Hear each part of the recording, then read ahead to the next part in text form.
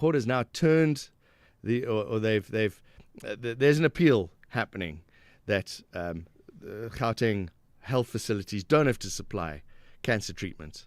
But now cancer patients are still waiting for treatment, even though the court ruled that the Gauteng Health must continue the treatment, even though there is an appeal. It's all very confusing, some legal matters there. But the point is, people who are supposed to be getting cancer treatment aren't.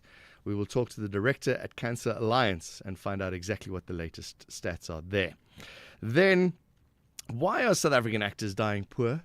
We're seeing this more and more on the social media. We're seeing this, and it's really, really sad stories. And we're going to talk to Famani Shilubana, who is a filmmaker. He's a host of other positions, runs a podcast as well. But Famani has some explanations for us. What is going on?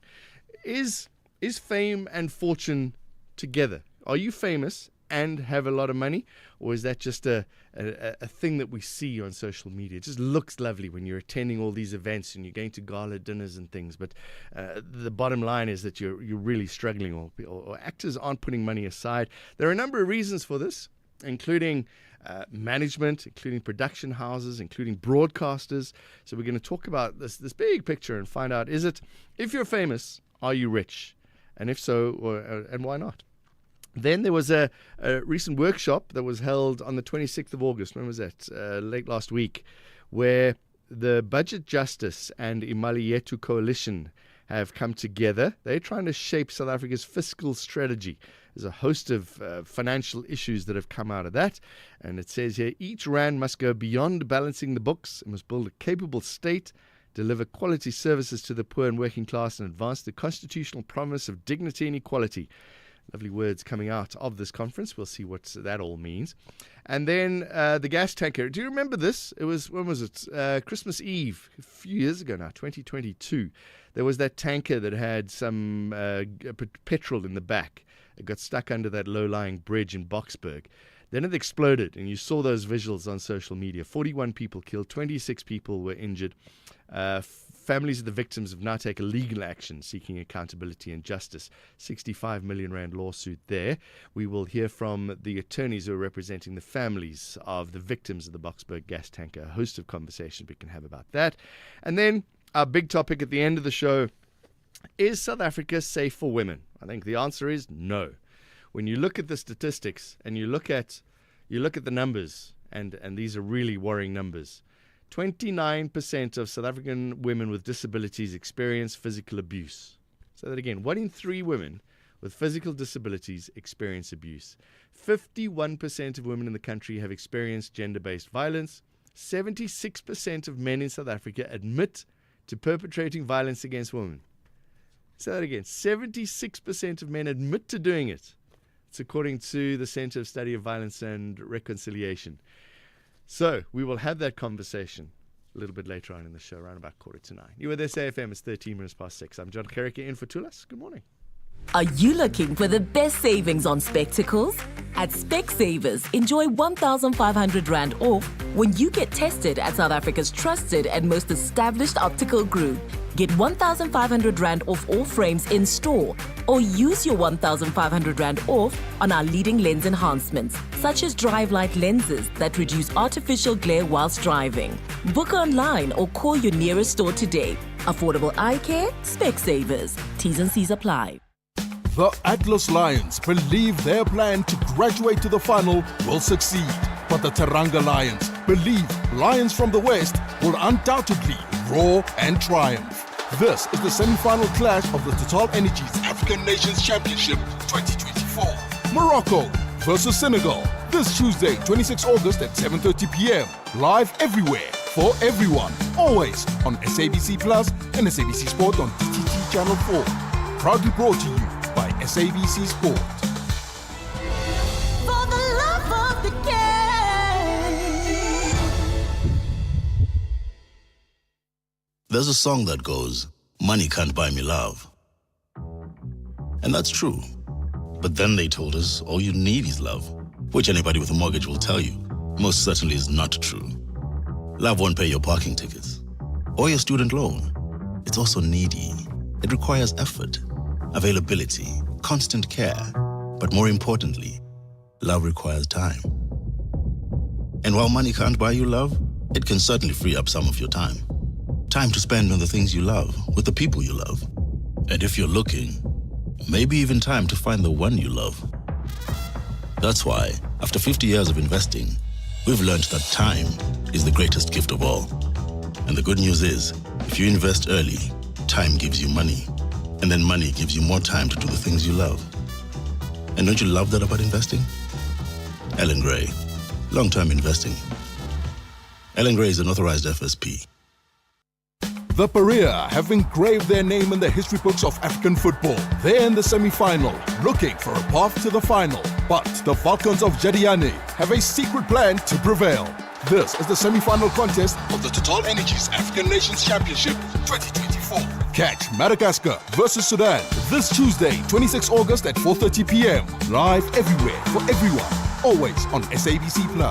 Proudly brought to you by SABC Sport.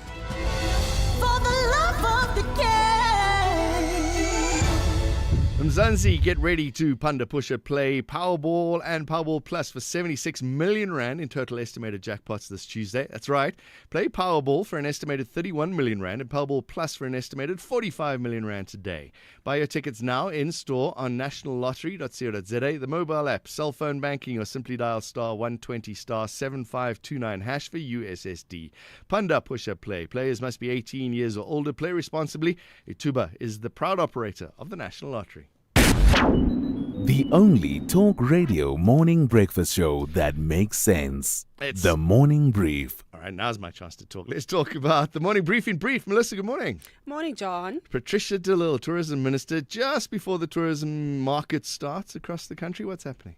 So Tourism Minister Patricia de Lille has dismissed accusations of being heavy-handed following her dissolution of the SA Tourism Board. Speaking at a tourism event in Johannesburg, she defended her decision, citing unlawful actions by the board and ongoing governance concerns. De Lille denied claims that the move was to shield the board CEO, Nombulelo Guliwe, who was implicated in a 2019 prepayment scandal. The minister emphasized her commitment to upholding the law despite the criticism that she's facing.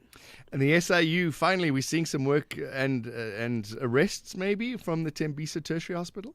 Yes, so the SIU has confirmed that corrupt contracts at Tembisa Tertiary Hospital will be cancelled following the exposure of 4 corruption syndicates involving 111 officials. The investigation, launched after 2021 murder of whistleblower Babita Deokaran, revealed billions of rands were stolen through fraudulent contracts and irregular supplier payments. Assets linked to the corruption will be seized and recovered. SIU head Andy Mutibe has emphasized ongoing disciplinary actions and praised some of the steps already taken by the Department of Health. The SIU has been urged to pursue those behind Deokaran's murder as well, linking the scandal to broader healthcare system failures. We're going to be covering this later. Quick headlines. What's DIRCO saying about these South Africans maybe working overseas? So DIRCO has warned young South Africans, especially women, to be cautious of online job adverts, particularly those promoted online by social media influencers. This comes amid growing concerns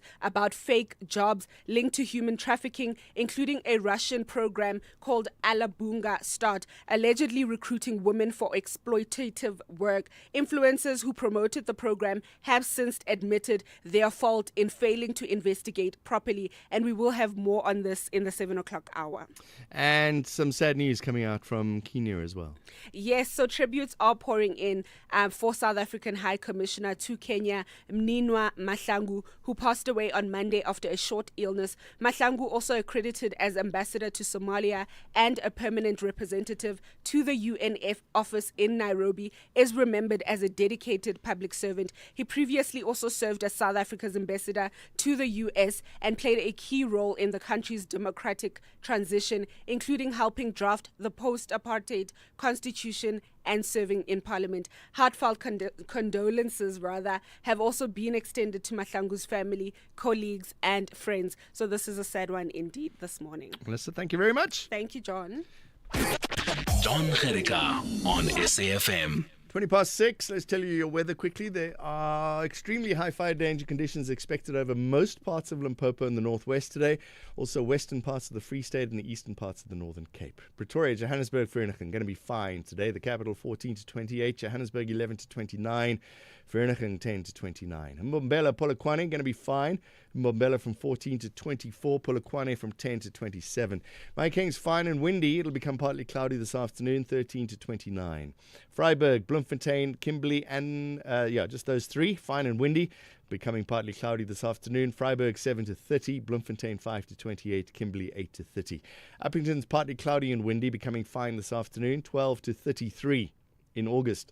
Cape Town's fine, light to moderate southerly wind from 11 to 19. George is partly cloudy with light and variable wind, 9 to 18. Gqeberha is partly cloudy, a light northwesterly wind this morning, otherwise light easterly. It'll become northeaster in the evening, 9 to 19.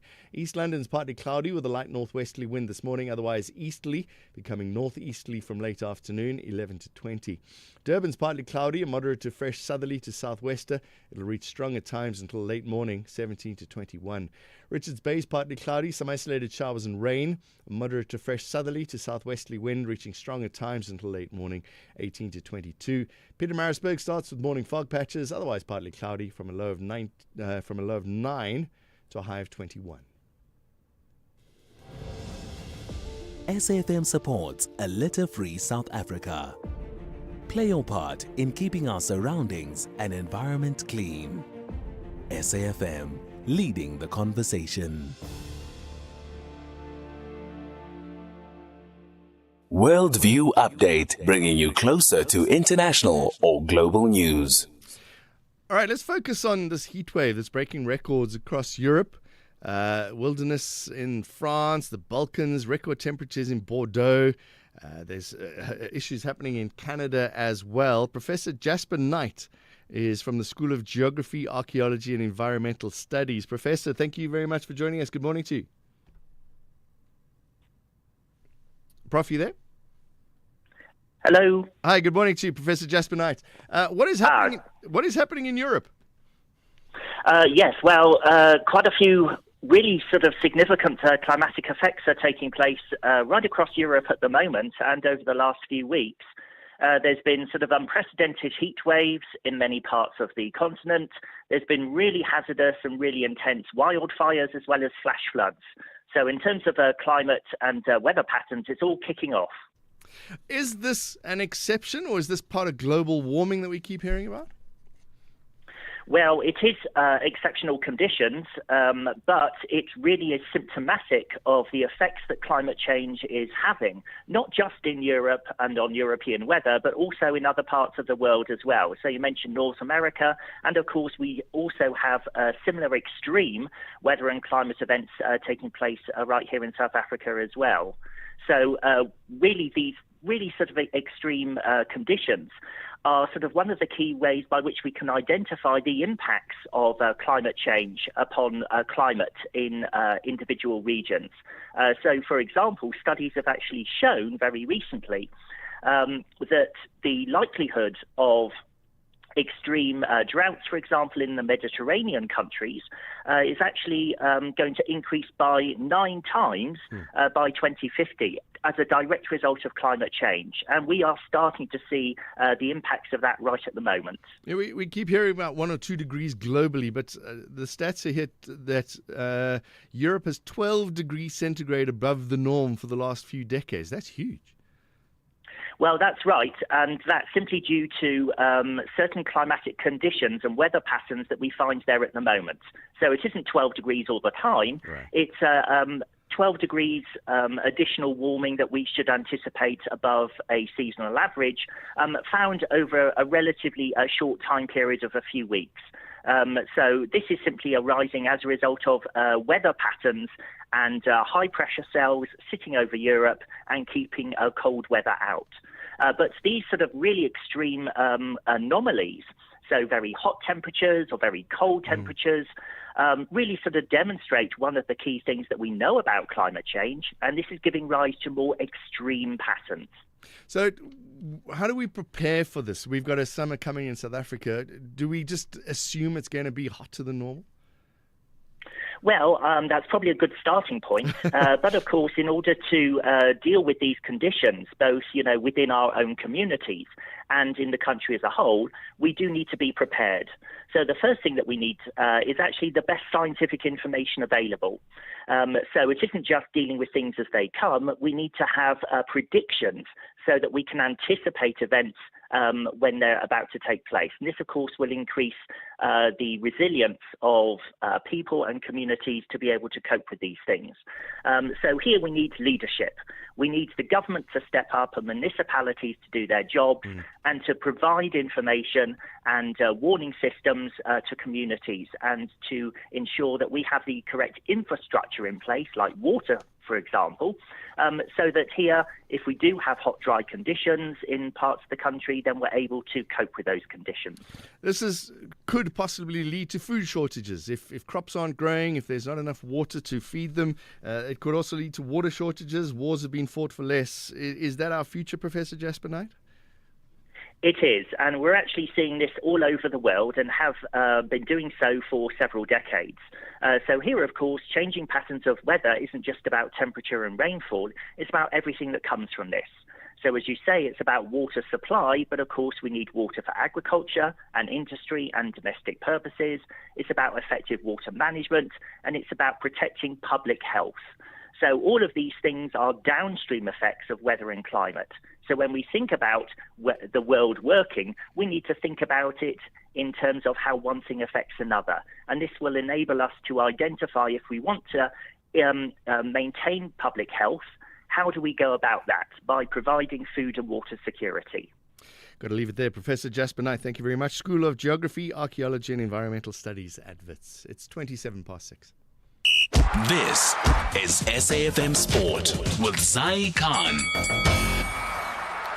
Good morning, good morning. Let's start with a total of 27,000 tickets have been sold for tomorrow's Betway Premiership match between Kaizer Chiefs and Mamelodi Sundowns at the FNB Stadium. But the ticket allocation could be up to 60,000. Stadium Management South Africa CEO Bertie Grobler revealed that the ticket allocation is set to rise. So as we're sitting here, ticket sales on 27,000 rounded. Now, if you allow me the opportunity just to elaborate a bit, we've presented two plans to the ESSBC, a plan on 45,000 and a plan on 60,000. Now, to give some perspective to that, we always say safety and security comes first, but you need to balance commercial aspects related to planning as well. So if we go on the 60,000 planned capacity opposed to the 45, there's a 500,000 difference in cost related to city services, JMPD, medical, private security companies. So at this point in time, we made a decision. There's a meeting as we speak. There's the Safety and Security Planning Committee meeting. We've made a decision, and in discussions with the club, with their blessings, to make a call on this at 12 o'clock tomorrow afternoon. All right, we've got more soccer. AmaZulu goalkeeper Richard Ofori on the mend after a sickening blow to the head while playing for AmaZulu in their opening game of the season that left him sidelines. Ofori collided with of Torino. Rugby, the Springbok prop Asenati Inhlabekanya has tested positive for a banned substance in a random test conducted by the South African Institute for Drug-Free Sport. The 26-year-old has only made his debut for the national side earlier this year.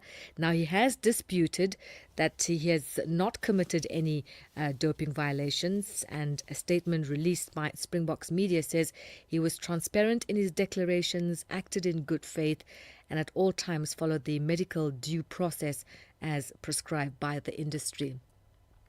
And in the meantime, we've got tennis action at the US Open. Mira Andreeva making quick work of the American Alicia Parks, winning 6-love, 6-1. Venus Williams fought hard, but she bowed out.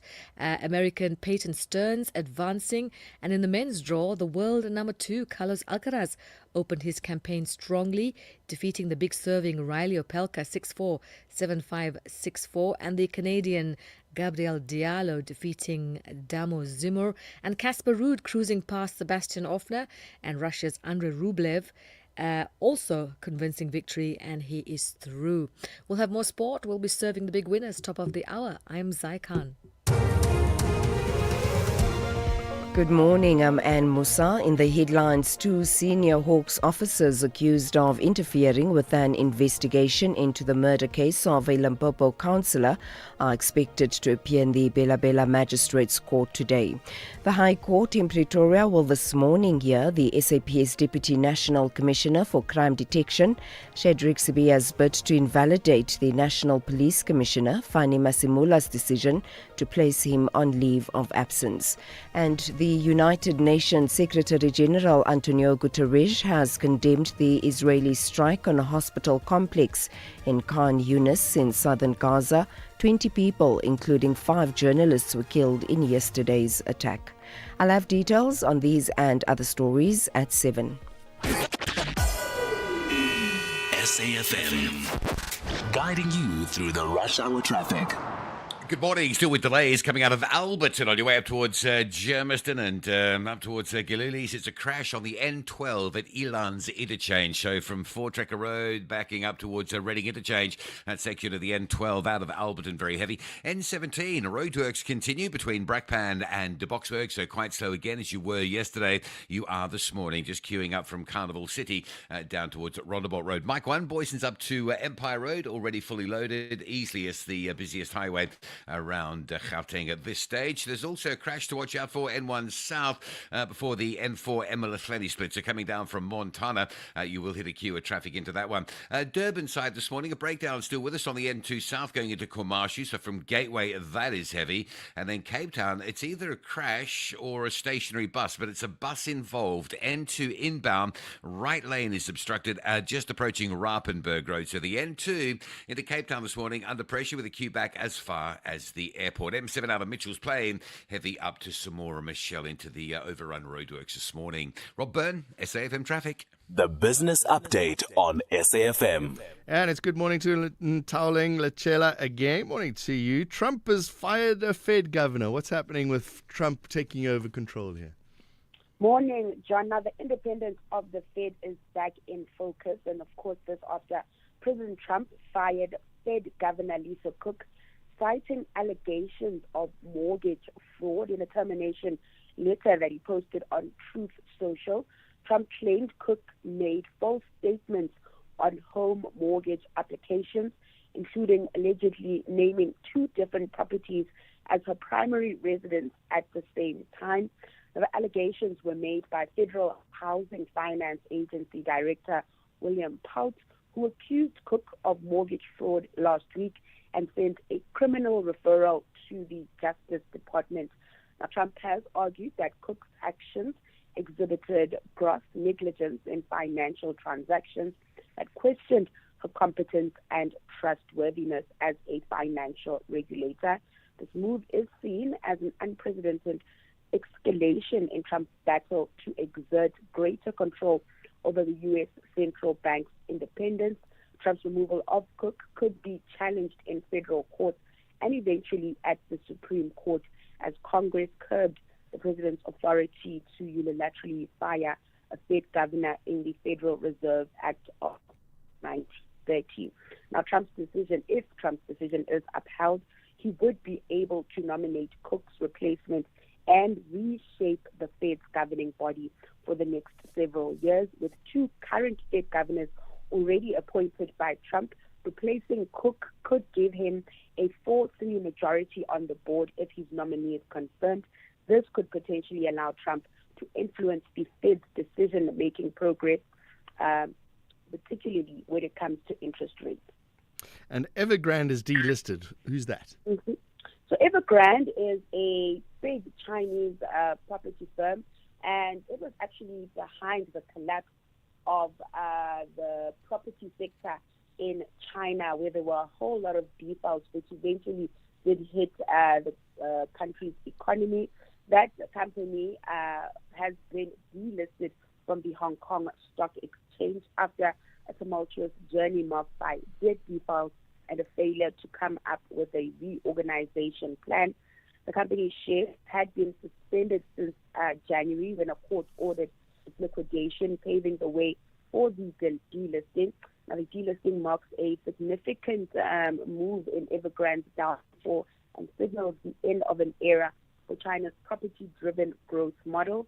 Analysts say that Evergrande is unlikely to be the last to meet such a fate, as the sector continues to struggle with a liquidity squeeze and lack of home buyer demand. Chinese authorities have been trying to revive the property sector, which was once accounted for a quarter of the economy's GDP, but analysts are skeptical about the sector's recovery prospects. The liquidation process, however, is expected to take a decade, and the recovery rate for creditors is likely to be very low. And what's happening on the markets this morning? So stocks are starting the week on a slow note, with U.S. markets closing in the red overnight. This as investors remain concerned about the Fed's independence after President Trump fired a governor. With that, we saw the Dow Jones falling over 0.7%. Markets traded in the opposite direction back at home, with stocks mostly in the green, the all-share closing 0.25% higher, boosted by a 1.7% jump in the Resources 10 complex. The rand, however, trading on the back foot this morning following a recovery in the dollar. It is sitting at 17.61 to the greenback. Oil, in the meantime, trending higher. This as there are concerns around the conflict between Russia and Ukraine and how that will threaten supply disruptions. And then back to equities. Asian stocks mostly in the red this morning, tracking global peers. Thank you very much. And Nthaoleng Letshela, more business coming up in an hour's time. Africa Update on SAFM. Good morning, Sipho Mantula. What's been happening around the African continent? Let's start with in Japan, celebrating Ethiopia. Refreshing morning, John, and Jam Africa to the listeners. John, that is the end of the TCAT 9. Yesterday with Tulas, we did touch the Tokyo Conference on Africa's development in Yokohama. Now, the Ethiopian government and the Japanese there to inaugurate a road named after one of the legendary athletes, John Abebe Bikila. This is the man who ran in 1964 in Japan, bare feet, John. He won that race without any shoes. And that's how they have done what I call sports diplomacy in action between Japan and Ethiopia. That's what has concluded the Tokyo Conference on Africa's development on that high level. Interesting to see what comes out of that. It's you don't just want a talk shop, you want a little bit more than that afterwards, right?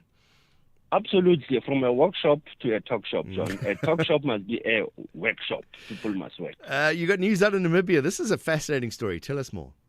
John, this is a fascinating story. Namibia today celebrates Heroes Day, but amidst that, they are saying it's a painful history when one looks at the history of Namibia against the German colony, against the apartheid South Africa. Then, John, you'll recall that the Namibian Liberation Movement was formed in the late 60s.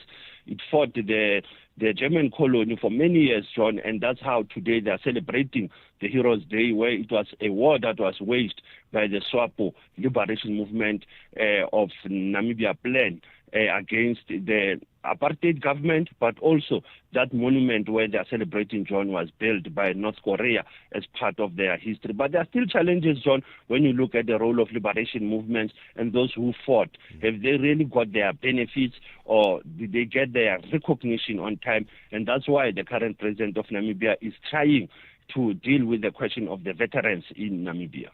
We're going to cover the story a little bit later on, but you've also got highlights this where Durka is warning the youth of not just taking any job overseas. That is quite true, John. I thought, let me look at this story because it is involving not only South Africans, but women, John, are the target. And we are looking at women between the age of 18 and 22. Targeted countries, they include Uganda, Rwanda, Kenya, South Sudan, Sierra Leone, Nigeria. And that's where now South Africa comes in, John, as you have said, that DIRCO has already raised an alert.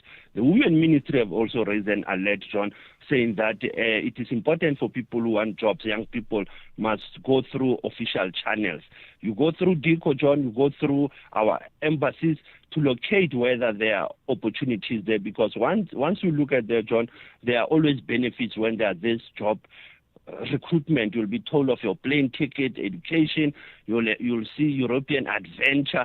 And these are the things that, John, we have to be careful of because of this human trafficking that is luring people for illegal activities. And as John, we have said it's Women's Month, and we cannot allow our young girls to become slaves in other continents. And that's how the use of social media also, John, came into the picture, that the use of the social media and the influencers or the celebrities, John, they are also under attack, and not under attack, John, under watch, to say what they are posting and to lure young people to go to other continents. And at the same time, John, there will be consequences. Hence, it is important for us to always highlight all those plays. We're going to focus on that later on in the show. And you had one athlete running without shoes to another athlete without shoes. Yeah, it's 40 years, and we'll never forget him. When our listeners who are in their taxis, they will remember that taxi called Zola Butt. We are talking about Zola Butt this morning.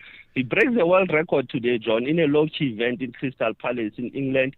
He broke the 5,000 meters world record by more than 10 seconds. You'll recall how Zola Butt was a runner, John. As I say to you, this was one of the women in South Africa who put South Africa in the map. Once again, sports diplomacy in action with Zola Butt. And as I say to our listeners, when they're in that taxi called Zola Butt, they must know it was a woman in South Africa who was always putting us into the world map. Asante sana, John. As was leading your conversation, SFM observing the Women's Month. Amakosi have a different strategy. They want to collect maximum points in the early days of the season. While reigning champions Masandawana want to sing their happy song, Double Yellow. This is the Betway Premiership. Catch Mzansi's Clash of Giants, Kaizer Chiefs versus Mamelodi Sundowns, this Wednesday, 27 August at 6:30 p.m. live on SABC3 and SABC Plus. Then on SABC radio stations at 7:30. Proudly brought to you by SABC Sport. For the love of the game. Do you know what's hiding behind colorful packaging of unhealthy food? Big food companies target children with unhealthy packaged foods that hide high levels of sugar, salt, and fat, which could lead to heart disease, diabetes, and hypertension. But the truth is hidden from consumers. Front of package warning labels are a proven solution to help consumers make informed decisions. The government must act now.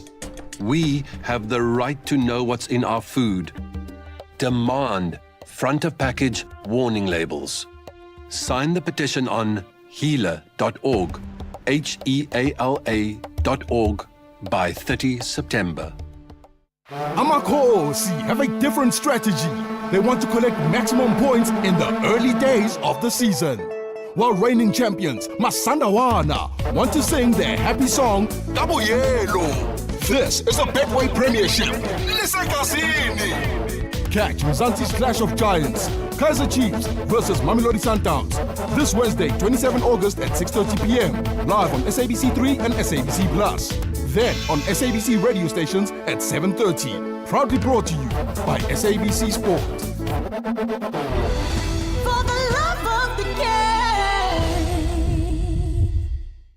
I am Baba Lobisha, the Executive Mayor of Nelson Mandela Bay Municipality. The Nelson Mandela Bay Municipality has recently adopted a 21.6 billion budget for the 2025-2026 financial year. This budget, shaped by extensive public participation, prioritizes critical needs such as electricity, sanitation, roads, and water infrastructure in the fight against crime. As part of implementation of this budget, strict measures have been introduced to fast-track spending, improve accountability, and ensure that every cent delivers real impact. This is more than just a budget. It's a commitment to community-driven service delivery that will not only improve our lives, but create an enabling environment for investment that will grow economy and create jobs. Together, we make our municipality work.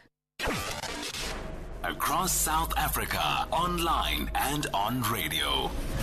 SAFM, let's talk. It's 6:45, John in for Tulas. Good morning to you. The South African Social Security Agency, or SASSA, is going to introduce a mandatory beneficiary biometric enrollment at all of its offices from September the 1st. SASSA National Spokesperson is Paseka Letsatsi. Paseka, thank you very much for joining us. Good morning. What is the BBE? Good morning and thanks for having us. Basically, we have over time tried to roll out the biometric enrollment system to make sure that we deal with the issues of fraud in the system. You can understand that we have people who come forward to make an application with fraudulent documentation. So in this instance, we just want to make sure that at least the database of Home Affairs confirms an individual who present themselves at the SASSA office. Okay, so okay, there's so many questions going through my head. Does every SASSA grant recipient need to register and go through this process? Definitely, we are going to use the system to make sure that people use their fingerprints or, in certain instances, facial recognition. And this is not. Look, I think the Post Bank has confirmed that the issue of the migration from the gold card to the black card is not going to affect the beneficiaries of social grant negatively. And we think that their system are in place to make sure that each and every grant recipient get what is due to them. And they have assured us, the Post Bank, that they will make sure that the process goes without any hiccup. September the 1st is a couple of days away. Is this ready? If somebody hasn't registered, are there worries? People don't have to be worried. People don't have to worry about the processes. We have been assured, and we can assure beneficiaries that they would not be affected negatively. We have weekly meetings with the Post Bank at an operational level to make sure that if there are issues, then they can then be able to be resolved quickly to make sure that people don't get affected negatively. We just got a message coming through here, Paseka. Can someone who is non-South African get a child grant? Look, I think I know people are going to get hot under the collar. This matter basically raises people's temperature. But in this instance, a person who is a refugee, and I think we need to separate a refugee and someone who is here illegally. SASSA does not administer social grants to illegal immigrants. I mean, if you are an illegal person, you would not get a grant. But if you are in this country and you are a refugee, you are entitled to all the benefits like any other South African. The only one which you are not entitled to is the right to vote. Okay, I guess this system, this beneficiary biometric enrollment system, has the ability to sort out individuals, if that makes sense. You'll be able to identify if somebody is in the country illegally, if they're not on a registered database. Will SASSA be able to do anything about that? Report them to the police maybe, or report them to the officials? No, we're not the law enforcement agency. No, that's what I'm saying. Will you be able to report them though? Yeah, we are not the law enforcement agencies, but our system seeks to make sure that we take the grant to the rightful individuals and that doesn't go to the wrong person. And I need you to reiterate here, Paseka, that if somebody hasn't registered, the process, is it on time? Are there enough facilities, and should people be worried in any way that they won't get their grant if they haven't followed through the process yet? All right, Paseka seems to have disappeared. Okay. I'm hoping you will be able to answer it. Good luck to you. Let us know. There's a story that we're going to be following closely. There's a new acronym for you to learn, BBE. It is the Beneficiary Biometric Enrollment at all of its offices from the 1st of September. It's a precursor to detect and nip in the bud, they say, any potentially fraudulent activities in SASSA's grant system. If it works, it works. If it doesn't, it's 10 to 7. SAFM, guiding you through the rush hour traffic. A couple of problems around the Ekurhuleni region for motorists this morning. One is what you went through yesterday, going through again today. It's the N17 from Brakpan, all lined up through the Rondebolt Road as you hit that single lane for roadwork section there. It is quite heavy, that backlog. The N3 at Breakview is queuing up from Leondale Road up to Heidelberg Road. Looks like an issue around there today. The N1 coming from Eldos through Devlin through Deepcliff down to Uncle Charlie's. Quite a heavy backlog, some big volume that comes in from the southeast A's, and it's very noticeable this morning on that N1 running north. Give yourself time to get through. Lights are out in Pretoria East on Solomon Mhlongo and Delphi. That is always guaranteed to just pop a traffic delay just like that. And the Mopari Highway quite heavy this morning. Theo Martin's down in towards Eskia and Pathlele. Durban still with that break. Every obstacle, every trail, and over to that view that takes your breath away. Overtrail means going further, exploring deeper, surrounded by the comfort and sophistication of a luxury SUV. It's this spirit that inspired the Overtrail project. Experience Overtrail in the LX and GX range. Lexus. Experience amazing. The boardroom heat is on and the pressure is rising. The Insurance Apprentice, hosted by the one and only Babi Moloi, is delivering drama, tough decisions, and big personalities every week. Expect bold moves, emotional twists, and contestants you'll either root for or roast. And yes, you'll be surprised what you learn about insurance along the way. Open up to the Insurance Apprentice, Thursdays at 7 p.m. only on S3. Open up. Dis-Chem's Beauty Fair is here. Enjoy unbeatable savings on skincare that loves your skin as much as you do. Glow, hydrate, and radiate. From expert-approved dermacosmetics to everyday essentials, we have the perfect match for your skin and your budget. Our skincare specialists are on hand, ready to help you find the best for your skin. Don't miss Dis-Chem's Beauty Fair. Now on. Stock up on skincare, cosmetics, and fragrances at prices you will love. Offers valid until 14 September. It is time to experience spectacular football talent from 19 African nations. East Africa is on full vibration. From Tanzania, Kenya to Uganda, the pitch personnel are hungry for continental glory. This is the Total Energies African Nations Championship 2024. Witness Chan 2024 on SABC Plus and SABC Sport on DTT Channel 4 from 2 to 30 August 2025. Proudly brought to you by SABC Sport. For the love of the game.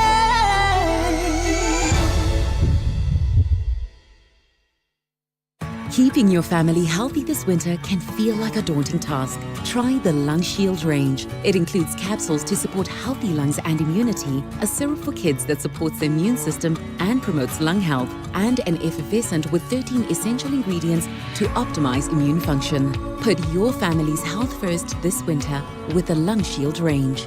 Available without a prescription at leading pharmacies. Lung Shield, prescribed by doctors, recommended by pharmacists.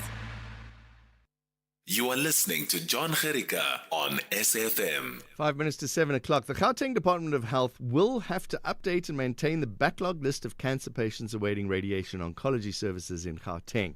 So the Gauteng Department of Health turned to the Supreme Court of Appeal to appeal a judgment issued earlier in which it was ordered to come to the aid of cancer patients. Now, normally during an appeal, everything is sort of put on hold, but now this court has ruled that Gauteng officials must prioritize cancer patients. It's all very confusing. You wonder why the Gauteng Department of Health don't want to help people with cancer. Let's talk to Salome Meyer, Director at Cancer Alliance. Salome, good news for cancer patients, but is Gauteng Health doing anything? Good morning to you, John, and to your listeners. Well, Gauteng Health maintains that they have cleared the backlog list. Mm-hmm. And they also, yes, and we do know that they are currently treating patients, but that is mainly through an outsourcing agreement, because that hospital, and we're talking specifically of Charlotte Maxeke Hospital, still is understaffed and under-equipped. But what we do want to know, and why we are insisting on the backlog list that has to be updated, is that you cannot just write 3,000 patients off and glibly say to us, yes, we have cleared the backlog list. We want to see the evidence. We want to know who are those people. Who are the people who possibly have not been treated as yet, because we do know of people that have not yet had their treatment. Also, which of the patients never benefited from treatment any longer? And we also know of some of those patients. And then lastly, also, which of the patients have possibly passed away? Because that is the kind of information that is very important to the public to understand. You need to treat cancer quickly and get it treated as soon as possible if it is detected. This delay is only going to harm patients more. Absolutely. Normally you would say that you have to be treated within a period of 3 months. So you can understand this case has been dragging already for 4 years. And in terms of the matter, it was in 2021, November 2021, when we marched to the Department of Health to hand them over a memorandum to say to them, please, can you attend to this problem? And we need, this is nearly one of the 4 years later. Some of the patients at that stage already were on the waiting list for 4 years. So for some people, it is devastating that they've been waiting and they've never received any communication from the department. That is even a further, that is absolutely disgusting how the Gauteng Health has been treating their patients. Why are Gauteng Health appealing this? Well, they are appealing it because they are scared that they can face criminal charges from any of the patients who are still alive or from the families of patients who have passed away. We've seen what has happened with Life Estermini, and that is literally, I think, what they are scared of, is that they can face something such like. The part of this is all necessary steps need to be provided, including public or private facilities. So there's no excuse now that Gauteng Department of Health needs to get this done no matter what. Correct. They, Gauteng Health actually has been allocated 784 million rand to solve this problem, of which they handed 250 million back to Treasury unspent. They couldn't even manage to do that. So they've got money. They can't say they haven't got money. And when they say, but we cannot, we do not have the staff actually to uplift, then I also want to say to them, I'm sorry, you've got money. You can actually appoint outside people, because we need to remember that the backlog list has to be updated by a qualified medical person or persons. So you can appoint as many as possible people to update that backlog list as soon as possible, and administrative staff to make contact directly with the patients to find out what happened with them. Don't come with excuses. You know what to do. Go and do your work. I have to leave it there. Salome Meyer, Director at the Cancer Alliance. Thank you very much. It boggles the mind. In opposing the application, the Gauteng Department forwarded technical arguments, included the matter is not urgent. It was launched months after they had obtained leave to appeal. It's admitted the application is legally incompetent. This matter is now before the SCA. There are human beings involved here. It's 7 o'clock. Outsurance will go out of their way to try and save you money on your car insurance. If they can't, ask for 500 Rand. Time to switch and save. Call 08600 60,000 today.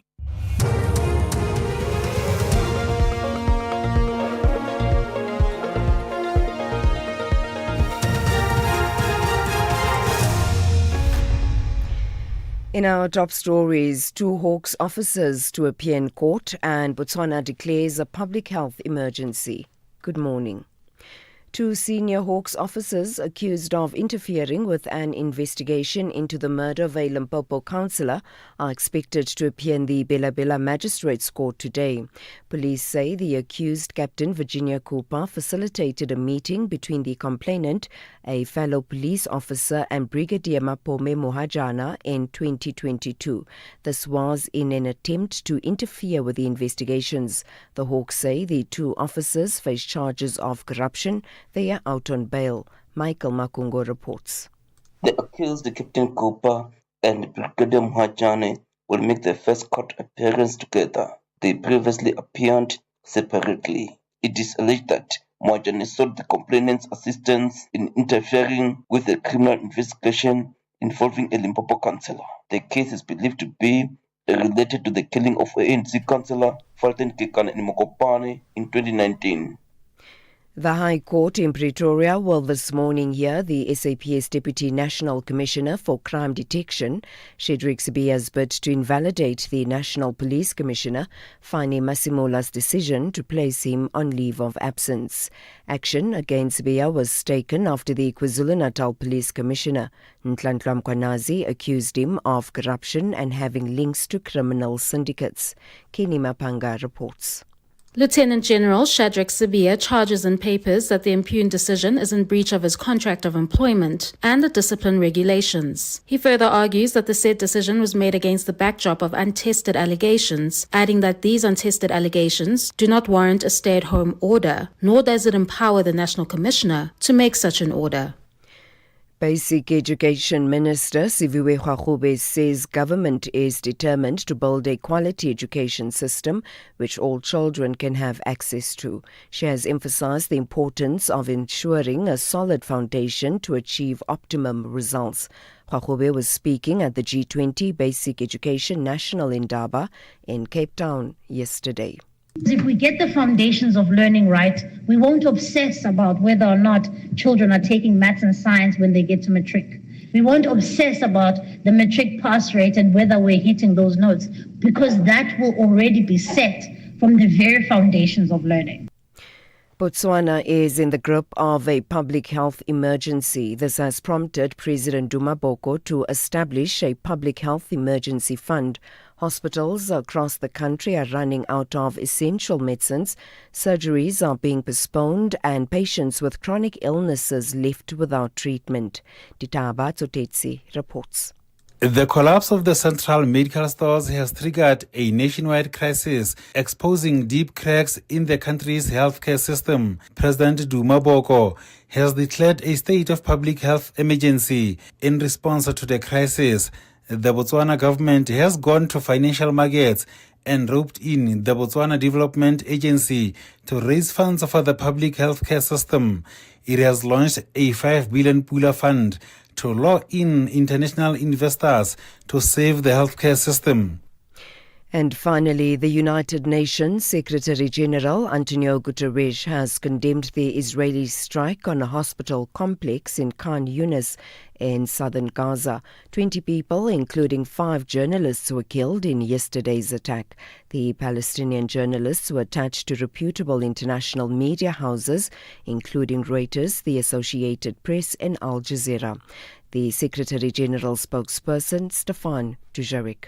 The Secretary-General recalls that civilians, including medical personnel and journalists, must be respected and protected at all times. He calls for a prompt, impartial investigation into these killings. He reiterates that medical personnel and journalists must be able to perform their essential duties without interference, without intimidation, and without harm, and in full accordance with international humanitarian law.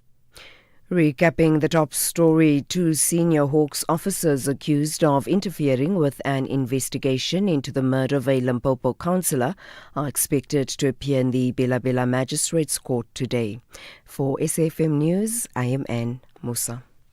Outsurance will go out of their way to try and save you money on your car insurance. If they can't, ask for 500 Rand. Visit outsurance.co.za today. You always get something out. Outsurance has simply had their best results. Outsurance scored 9.99 on the Hello Peter Trust Index, a near 5-star rating on Google Reviews, and have outperformed their personal best in the number of complaints per 1,000 claims referred to the Ombudsman. Switch to the insurer that keeps raising the bar on low prices, service and trust. Call 0860 60,000 or visit outsurance.co.za today. You always get something out. A licensed insurer and FSP, T's, C's and information online. It's a very good morning to you in your SFM Sports headlines. It is soccer fever rising for the Kaizer Chiefs versus Mamelodi Sundowns blockbuster at FNB Stadium. And at the US Open, the world number 2 Carlos Alcaraz powers through his first round match in straight sets. All these stories and more just before 7:30. SAFM. guiding you through the rush hour traffic. Good morning. We kick-started in Ekurhuleni, southeastern side of Gauteng. Roadworks N17 between Brakpan and Rondebolt. That's heavy again today. And a crash at Spruitview. The N3 North queuing up from Leondale Road up towards that crash before the Heidelberg Road off-ramp. N1 from 14th Avenue moving through Bayers Nordia up to Malabongwe. Something's happened there. And that's starting to queue as well. Durban, the breakdown, it's been there all night and still there this morning. N2 between Umhlanga and Kwamashu. You down an additional lane this morning. It's heavy from Gateway as you line up on your way to Durban. Also breakdown in the mix on the N2 North after Spaghetti Junction. That's a stationary truck, so big queues in from Cement Factory territory. And Cape Town, broken down bus. It's a Golden Arrow bus that is stationary on the N2 inbound at Rapenburg Road. That is a thick, solid, heavy queue from the airport. If you can, avoid the N2 into Cape Town. It really is solid. And there's some big traffic building up on the R300 this morning from Delft up towards the Van Riebeeck Road off-ramp into Chaos River and Sticklin. With your traffic updates, I'm Rob Byrne.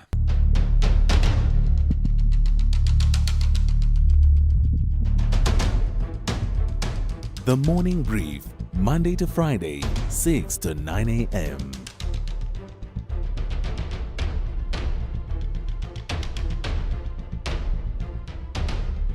The Morning Brief, Monday to Friday, 6 to 9 a.m. Oh, just hearing about traffic on the N2. If you're stuck in the N2, welcome to the show. You and I are together for a while, it seems. Let's make light of while we can. We're South Africans. Make light of really difficult times. Welcome to the show. John Gericke in for Tulas. Tulas back again tomorrow. See that Twitter and WhatsApp wanting to know when he's back. He's back tomorrow. Relax. I'm just here for a couple more hours. Coming up in a moment, why are South African actors dying poor? This is after Nandi Nyembe. That issue has sparked outrage across the social medias. We're going to talk to Fumani Shilobane as a filmmaker, social entrepreneur, also a host of a podcast. Going to find out what's happening. If you're famous, why aren't you rich? Isn't that how it works? We'll find out. And then the other thing that's been making news headlines for a couple of days now, concerns are being raised about a Russian company recruiting young South Africans, particularly women, and it's not just South Africans, Africans as a whole, particularly women from 18 to 25 through online platforms. Apparently it's all a scheme that's been used, and some of these workers are allegedly working on drones for war in Russia. We're going to talk to Thembi Khuwane, who's an HR specialist, about signs to look out for if you do see these adverts. It all sounds fantastic. That maybe you can go work overseas and go make yourself some dollars or foreign currency. It sounds like a great idea, but it could lead to trafficking, and we'll talk about that later on in the show. Then there's been some fiscal work. South Africa requires a public service that works for all. There's been a workshop hosted a couple of days ago in shaping South Africa's fiscal strategy. And then towards the end of the program, we're going to talk to the attorneys who are representing the families of the victims of the Boksburg gas tanker explosion. That was in 2022. Where 41 people were killed, 26 people were injured. We're going to talk about what's happening there. As always, business, finance, and sport with Zai. That's all coming up in the next couple of hours. Welcome to the show. If you think you cannot afford a lawyer, think again. Clientele Legal has made professional legal services affordable for you. Whether it's a civil, criminal, or labor-related matter, we have a nationwide panel of attorneys standing by to assist you. SMS SAFM to 32195. That's SAFM to 32195 and we'll call you back. Clientele General is a licensed non-life insurer and an authorized FSP. Standard rates and terms and conditions apply. Have you discovered the TV license WhatsApp yet? We see you binging reruns, living on the drama, loving the SABC Sports replays. Now, paying your TV license fits the vibe. Simply say hi on WhatsApp to 077 6069 060. Get your balance, make a payment, or set up a debit order all in one chat. No queues, no please hold. Just convenience that feels like it should have been here all along. Because every screen in South Africa is a stage and yours is lit. So why wait? Send hi on WhatsApp to 077 6069 060 and get your TV license sorted today. Use the hashtag #YourScreenYourStory. John Gericke on SAFM. All right, let's talk about this really sad situation. Nandi Nyembe sparked outrage as she's called for financial assistance. Why do South African actors die young? Fumani Shilobane is a filmmaker, social entrepreneur, also hosted the Father's Chair podcast. Fumani, good morning to you. Why is this a thing? Famous people are dying poor. What is happening? For money, you And there? morning to the list. Hi there, go ahead. Yes, I'm here. Can you? Yeah, sorry, a little Can bit of you a hear me? breakup. Go ahead. Yeah. Morning, John, and morning to the listeners. It's such a sad morning. I would like to first send my condolences to the family. We had actually met them like 2 months ago. We had actually planned to. There's a annual flower giving award ceremony that we had planned to do. So we had hoped to start with Mam Nyembe, because there is a whole issue of our artists, first, like you mentioned, dying poor and being given flowers after they died. Because, of course, you'll see right now, like the arts and culture ministry, and everyone will be jumping up and down to try to say, oh. But for me, that is not enough, my brother. That's not enough for one simple reason. We're not dying poor because of choice. And I'm saying we because I'm part of that particular people. It's not because of choice. There is one big issue in SA where we've been working for many years. Our work is syndicated across the globe. We're not getting a cent from that. Now, we're not asking for handouts, because that's what it leads to, unfortunately. Because Mam Nyembe has been working, my brother, since the 80s. Her catalog, only her catalog, should have sustained her and her family forever. So that's one big issue that my plea would be to say that particular bill that was introduced 2016, it needs to be signed. And to show it's actually a political will thing, or rather a will of people in power. In 2022, a bill was introduced for musicians. I don't know if you remember the Performance Protection Amendment Act of 2022. That bill was introduced, just two bills that were introduced. It was introduced in less than 6 months. The whole thing was signed and sealed and delivered. Today, musicians have royalties. Why can't we do the same thing with actors? John, I was recognized once in a train, in a tube in London. In London, a guy said to me, from my voice, he said to me, aren't you the guy from Generations? In London. What does that tell you? My work has been seen in London. Phumzile Zonke has released a book, The Middlemen with Power, and there's a host of levels of where financing comes in South Africa, from the production facility that makes the productions, then that is sold on to broadcasters. Where is the fault? Is it the production companies that aren't paying and doing their dues and doing the medical aid and investments for their I guess freelancers, their actors, or is it higher up that they aren't getting paid? It's the whole value chain, John. It's the whole value chain. Remember when the Actors Amendment Bill was introduced in 2016, somewhere there. It went as story is, of course, I'll put it as alleged, but it was lobbied against, hardly so, because it shouldn't be signed into. You know, there are contracts, and I'll put it out bluntly out there. There are contracts. You go read the Mnet contract. It clearly states there, we're not going to pay you royalties. So you see that it's not broadcasters. Broadcasters will do whatever that they want to do to get money. It must be from a higher up where bills are passed, like the musicians. Musicians never used to get royalties, John.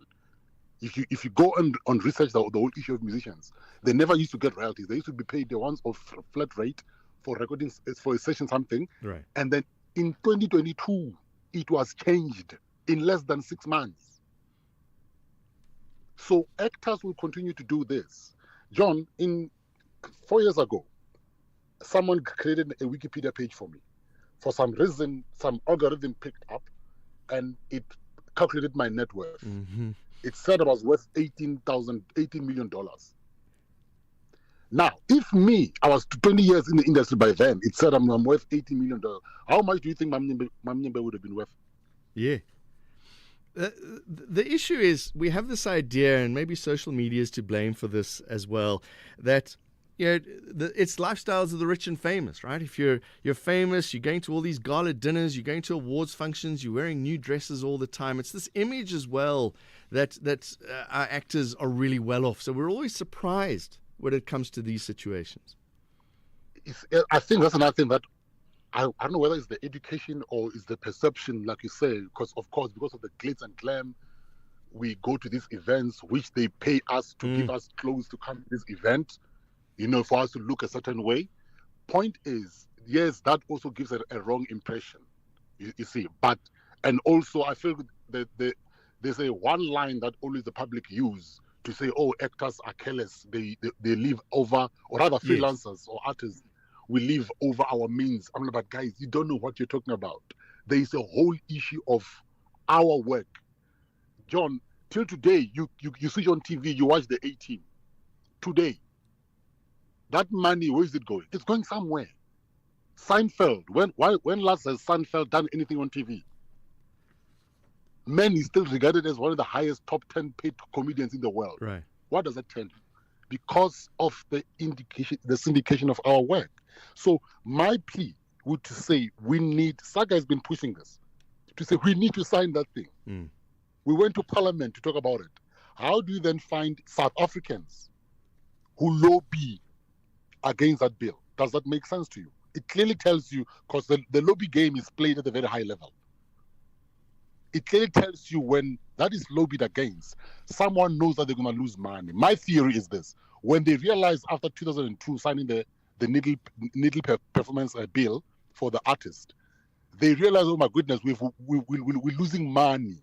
We can't sign this one again. So that's my theory. And part of the problem here is just the power the broadcasters have.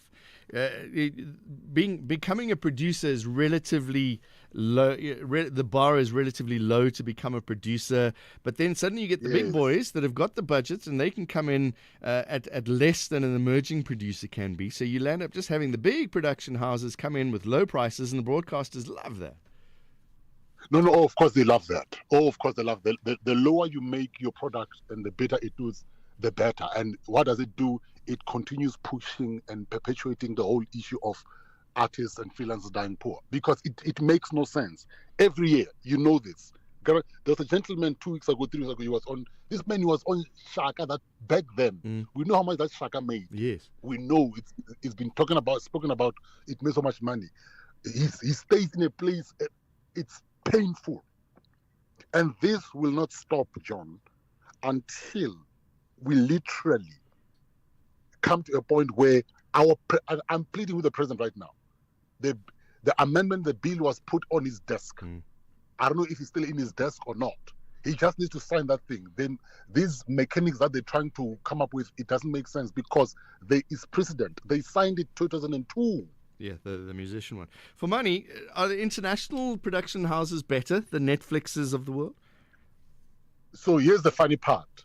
So story is when they came in, some of our people, producers and everything in SA, told these guys, don't spoil them.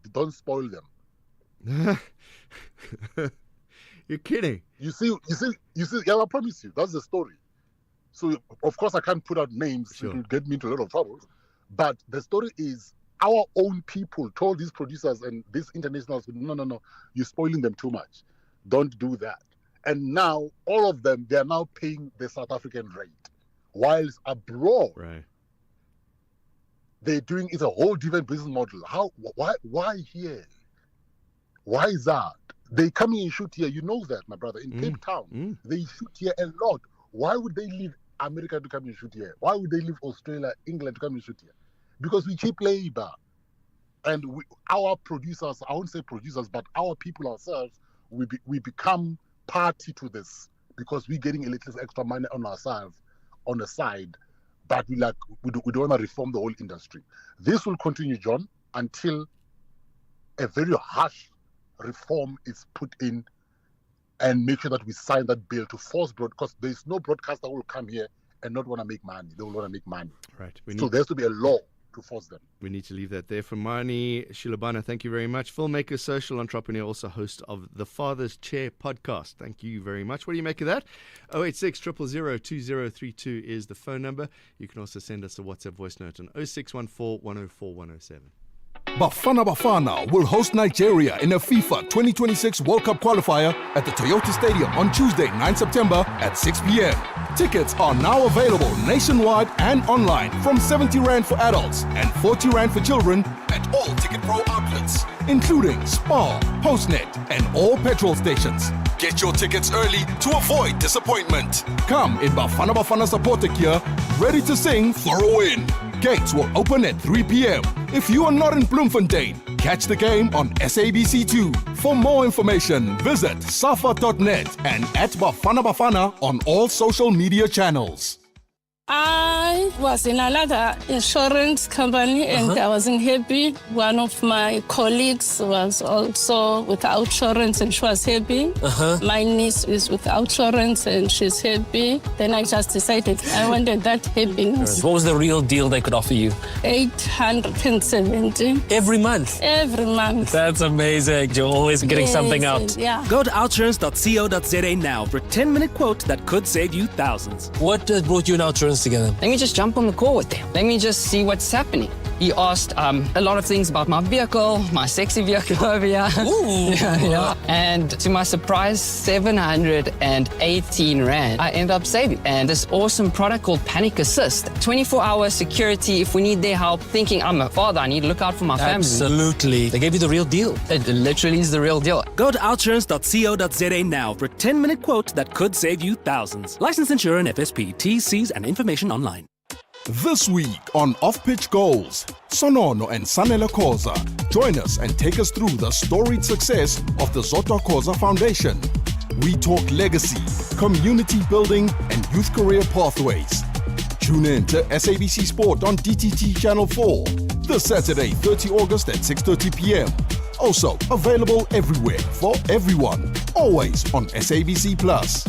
Off-Pitch Goals, where we showcase how the stars score in business. Proudly brought to you by SABC Sport. Mzansi, get ready for Panda Pusher Play Powerball and Powerball Plus for 76 million Rand in total estimated jackpots this Tuesday. That's right. Play Powerball for an estimated 31 million Rand and Powerball Plus for an estimated 45 million Rand today. Buy your tickets now in store on nationallottery.co.za, the mobile app, cell phone banking, or simply dial star 120 star 7529 hash for USSD. Panda Pusher Play. Players must be 18 years or older. Play responsibly. Ituba is the proud operator of the National Lottery. The only talk radio morning breakfast show that makes sense. The Morning Brief. Big concerns mounting over a Russian company recruiting young Africans aged 18 to 25 through online platforms, allegedly boosted by paid South African influencers. Let's talk more with Tembi Kwane, who's a talent acquisition specialist. Tembi, good morning to you. Tell us a little bit more about how these people are being, first of all, are they being lured with false pretense? Good morning, John, and thank you very much for welcoming into your show. Yes, John. Unfortunately, John, with South Africa's official unemployment rate sitting at about 33%, as suggested in the second quarter of 2025, and with the youth unemployment rate sitting at about 46%, between the ages of 15 to 34 young people, they are lured every day and they are misled and they find themselves in awkward situations where they are compromised. So with that high unemployment rate, we've seen recent trends that have led to a lot of job-related scams, which some of them are linked to global human trafficking and child sexual exploitation. So you would find that you put out your CV out there, hoping that an employer of choice will see your CV and offer you employment, only to find out that your information is being hacked by scammers. And one of the things that I've seen that is popular these days is you would get a link that is circulating through WhatsApp where they say that, for example, Transnet is recruiting, please click on this link, and you put in your information, and they would ask for your personal information. Sometimes they would say, someone would contact you and say that you need to pay a certain fee for you to get a job, and they would then call you and say that there's an opportunity overseas and you need to pay for accommodation and, putting your life at risk. So it's very important for our young people to ensure that they research properly in terms of when they get these recruitment opportunities. For example, good companies would never advertise on WhatsApp. They'll never request for upfront payments, your banking details, and those jobs usually would have vague job descriptions,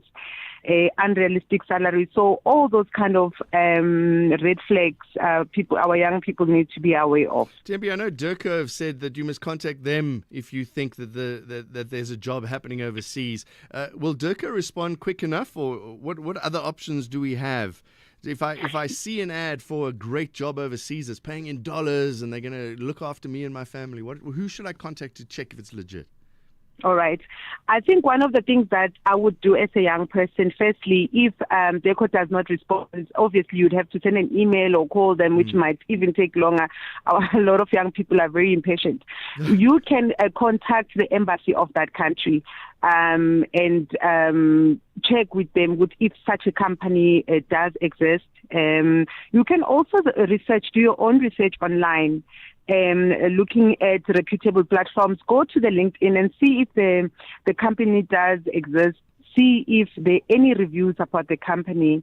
And also, you can also call professional recruitment agencies. For example, I know that there are a lot of them here in South Africa without wanting to advertise them out there, where they've been in the recruitment business for over 30 years. Those are the kind of recruitment agencies that you can contact, that they can assist you. The embassy is right here. The Department of Labor is available to assist you. And also, researching the company is the best thing, because with that you are ensuring that the company that you want to work for is legitimate. And most of those companies overseas as well, John, they usually state that they will sponsor your visa. So they will not ask you for money and all of that. So yeah, those are the kind of things that you can do to ensure that you are safe and you are verifying the employment that you or the employer of choice of the future. All right, be careful out there. Tembi Kawana, thank you very much. Talent acquisition specialist. Zai Khan, what are we going to do? We're going to go to news headlines first. Zai, we're going to push you a little bit later on. Apologies for that. All those interviews just running out of time. So we'll do sports after news headlines. Also, after news headlines, we're going to talk about public participation in a workshop hosted on the 22nd of August in shaping South Africa's fiscal strategy. We'll also get business and traffic. Right now, it's just about 7:30. Good morning, I'm Anne Musa. In the headlines, the case of 4 people, including Vusimuzi Kat Matlala and his wife, is expected to resume in the Alexandra Magistrates Court in Johannesburg this morning. They are facing charges of attempted murder and conspiracy to commit murder, fraud and attempting to defeat the ends of justice.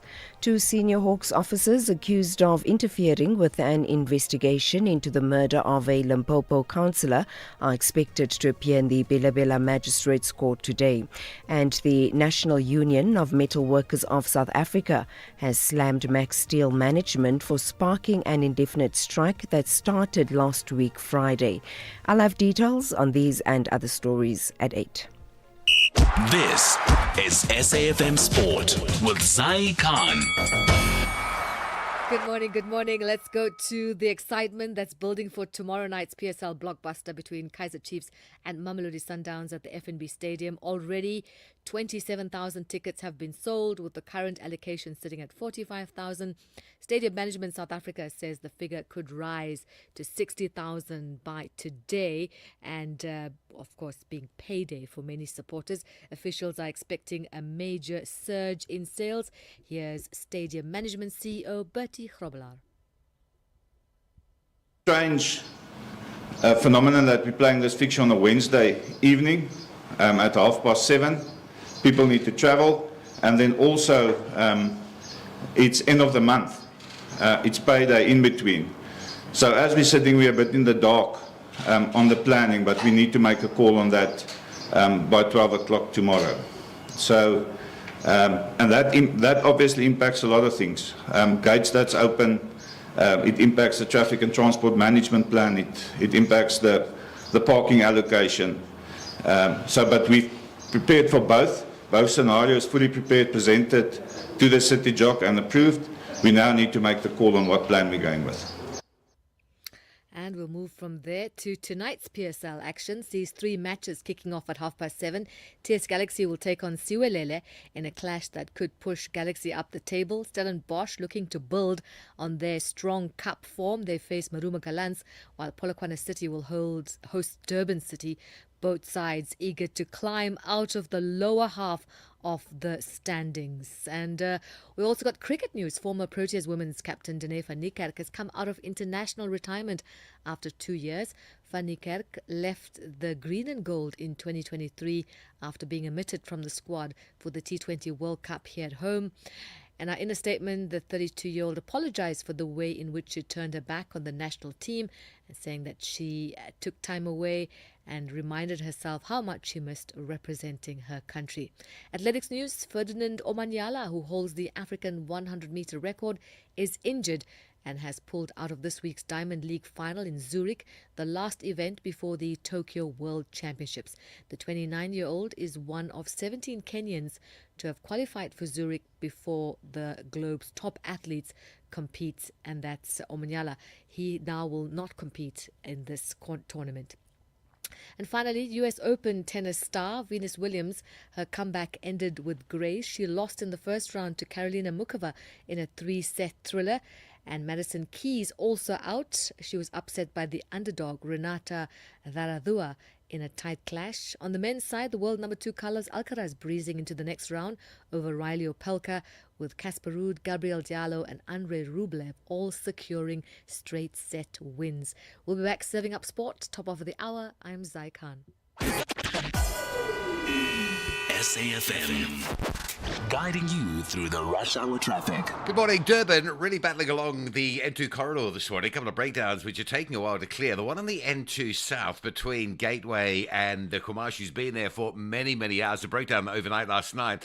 So very heavy as you come through Gateway on your way towards the Kumashi exit. And then running north, there's also a breakdown. In fact, it's now a pedestrian crash. In fact, there's two things at Spaghetti Junction. So the N2 North is a breakdown just past the interchange. That's heavy. And then a crash on your way out of town at Spaghetti Junction on the N3 out towards Pinetown. So it's all happening there. The M7 towards the Bluff, queuing up from Queensborough down towards Bel Air and Wakesley, and the M7 into Pinetown heavy at St John's Avenue Bridge. A lot of traffic around Ekurhuleni side this morning. N3 north at Spraitview's heavy. N17 Brakpan through to Boxburg with the roadworks, that's heavy. And then a crash coming into Wits Rifles Road after Osborne, so that's quite heavy on your way to Joburg. A breakdown near Atlas Road on the N12 causing some delays, and the N3 all jammed up this morning from Elands up to Modderfontein Road. A crash on the R21 near Pomona if you're on your way towards the airport, some delays there as well.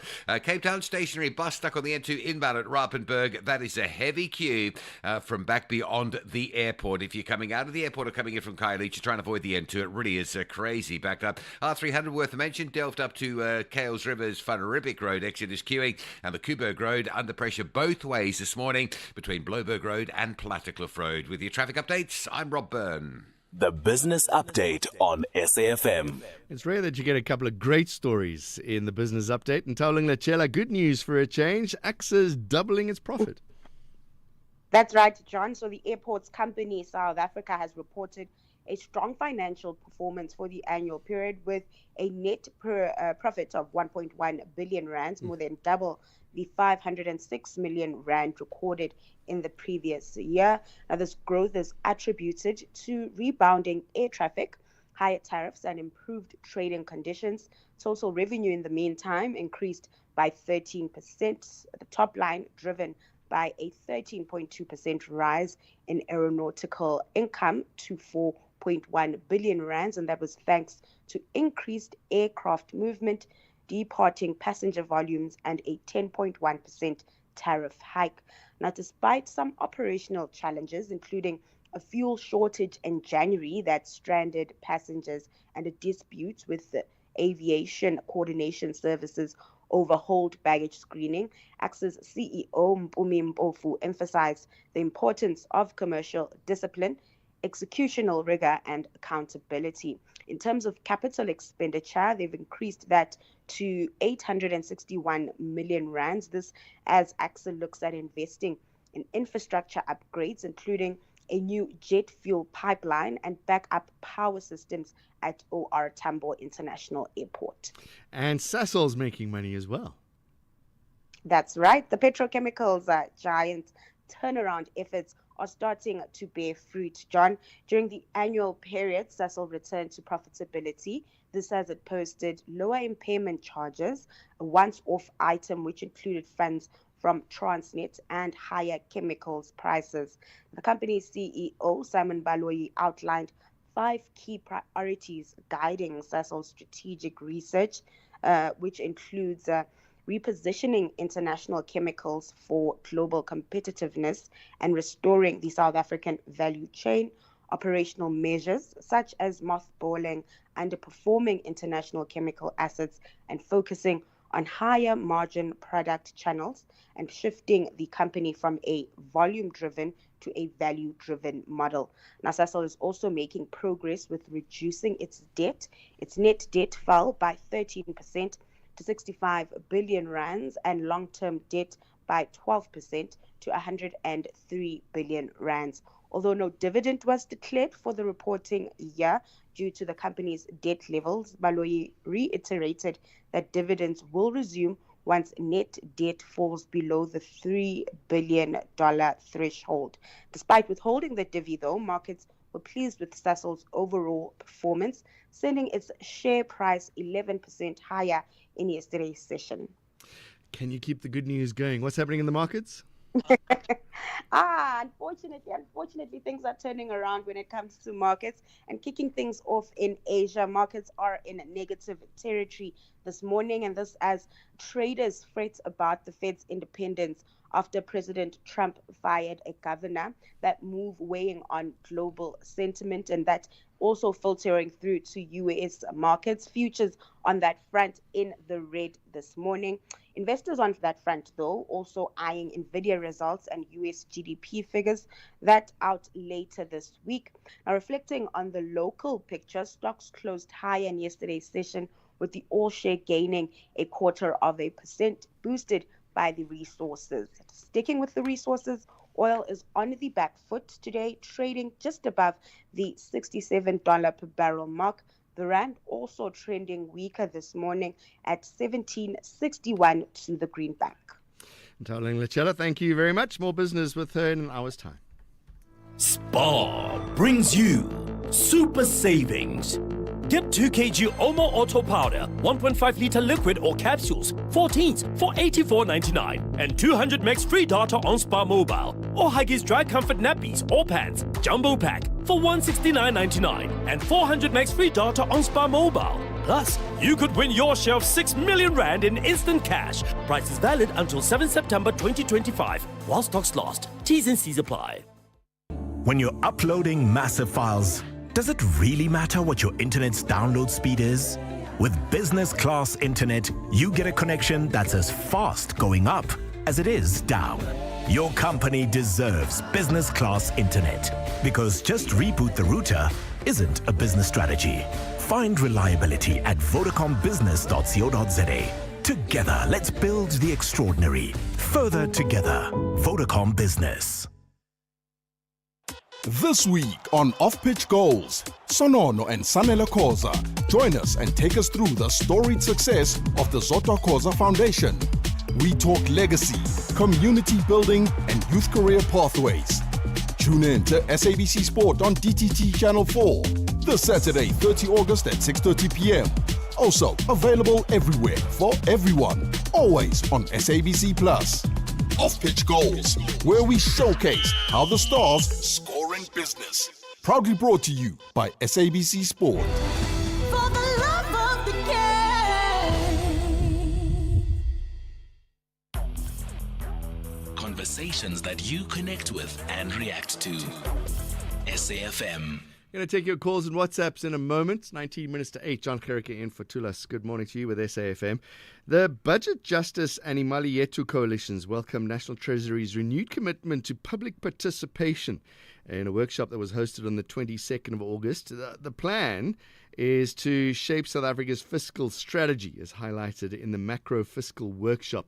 Let's talk to the lead coordinator of Imali Yethu, Zukiswa Kota. Zukiswa, good morning to you. What do you make of this public participation process that's happening at the moment?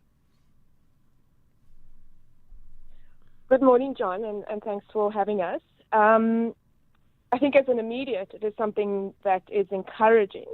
Many civil society organizations, including our two coalitions, have been pleading and calling for a broader, deeper, more inclusive public participation process. And while there have been some attempts and pilots in the past, this, to us, illustrates a good first step. Of course, not quite far from perfect, but an encouraging first step nonetheless.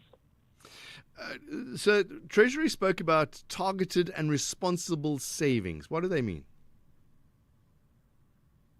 So this is an interesting introduction to something that is part of Treasury's broader current reforms. And they spoke to this at length, to some length at this workshop, which was, part of engaging broader stakeholders around some of the budget reforms and fiscal policy reforms.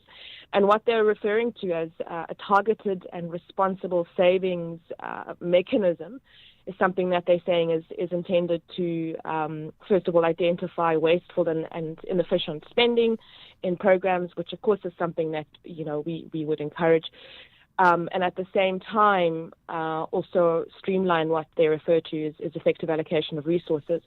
So by and large, that to us sounds like a good idea. But of course, given that this is the first time, to any degree we've engaged with the process or the information and the efforts, or rather the idea, it's something that we do need to kind of get to more closer grips with, particularly those of us within the coalition that are economists, those of us who do have a public finance leaning in as far as understanding what actually it will mean in the long run. But certainly, by the sounds of it, at face value, this is an important step in a recognition of the need to more meaningfully use public funds in the ways that are about driving constitutional,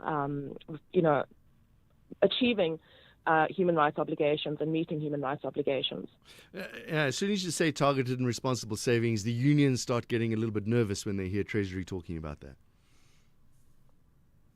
Certainly. Of the two of our coalitions, the Budget Justice Coalition has been one that has very strongly stood, held the line against austerity budgeting, held the line against cuts to key areas, social areas, whether it be education, health, and otherwise, has been a coalition that has stood very strongly and held the line of human rights budgeting. And so, without a doubt, it is something that, there is also the sense that we want to guard against anything that is stealthily, still austerity budgeting. But I do think there is room to be optimistic in as far as the ways in which public participation should work. So our other coalition, Imali Yethu Coalition, has very strongly stood to say any decisions, whether it be fiscal policy decisions, any decisions about the ways in which public finance decisions are made, must be more thoroughly and inclusively made, and there must be public participation in ways that a decision like this, for instance, would allow for closer scrutiny by a range of stakeholders so that we can know what it actually meaningfully entails, have the space to engage with Treasury officials, Ministry of finance officials, in order that it isn't just about big words and fancy terminology for new mechanisms, but rather that there is a clear understanding of what, in the end, Parliament signs off on, for instance, should there need to be parliamentary or like money bills that are related or connected to such reforms. So really, John, it is, I think, the bottom line for us at this point is precisely this issue of meaningful public participation, because the budget is such a political tool. The budget is such a fundamental way to respond to the needs of a country, the developmental needs, the constitutional needs. So perhaps for us, what we'd like to really emphasize is the need for a properly inclusive process, a properly consultative, participatory decision-making process on anything related to budget reform. Are you being listened to? That's the point. You can have as much dialogue as you want, but if nobody's actually implementing what the public is saying, what's the point? Yeah, I mean, there are two ways to look at the question of whether or not we're being listened to. One is are you being listened to about asking for meaningful participation, which in itself is important in the broader institutional reform agenda, right? Are there proper spaces? We know that there's parliamentary spaces which are inadequate.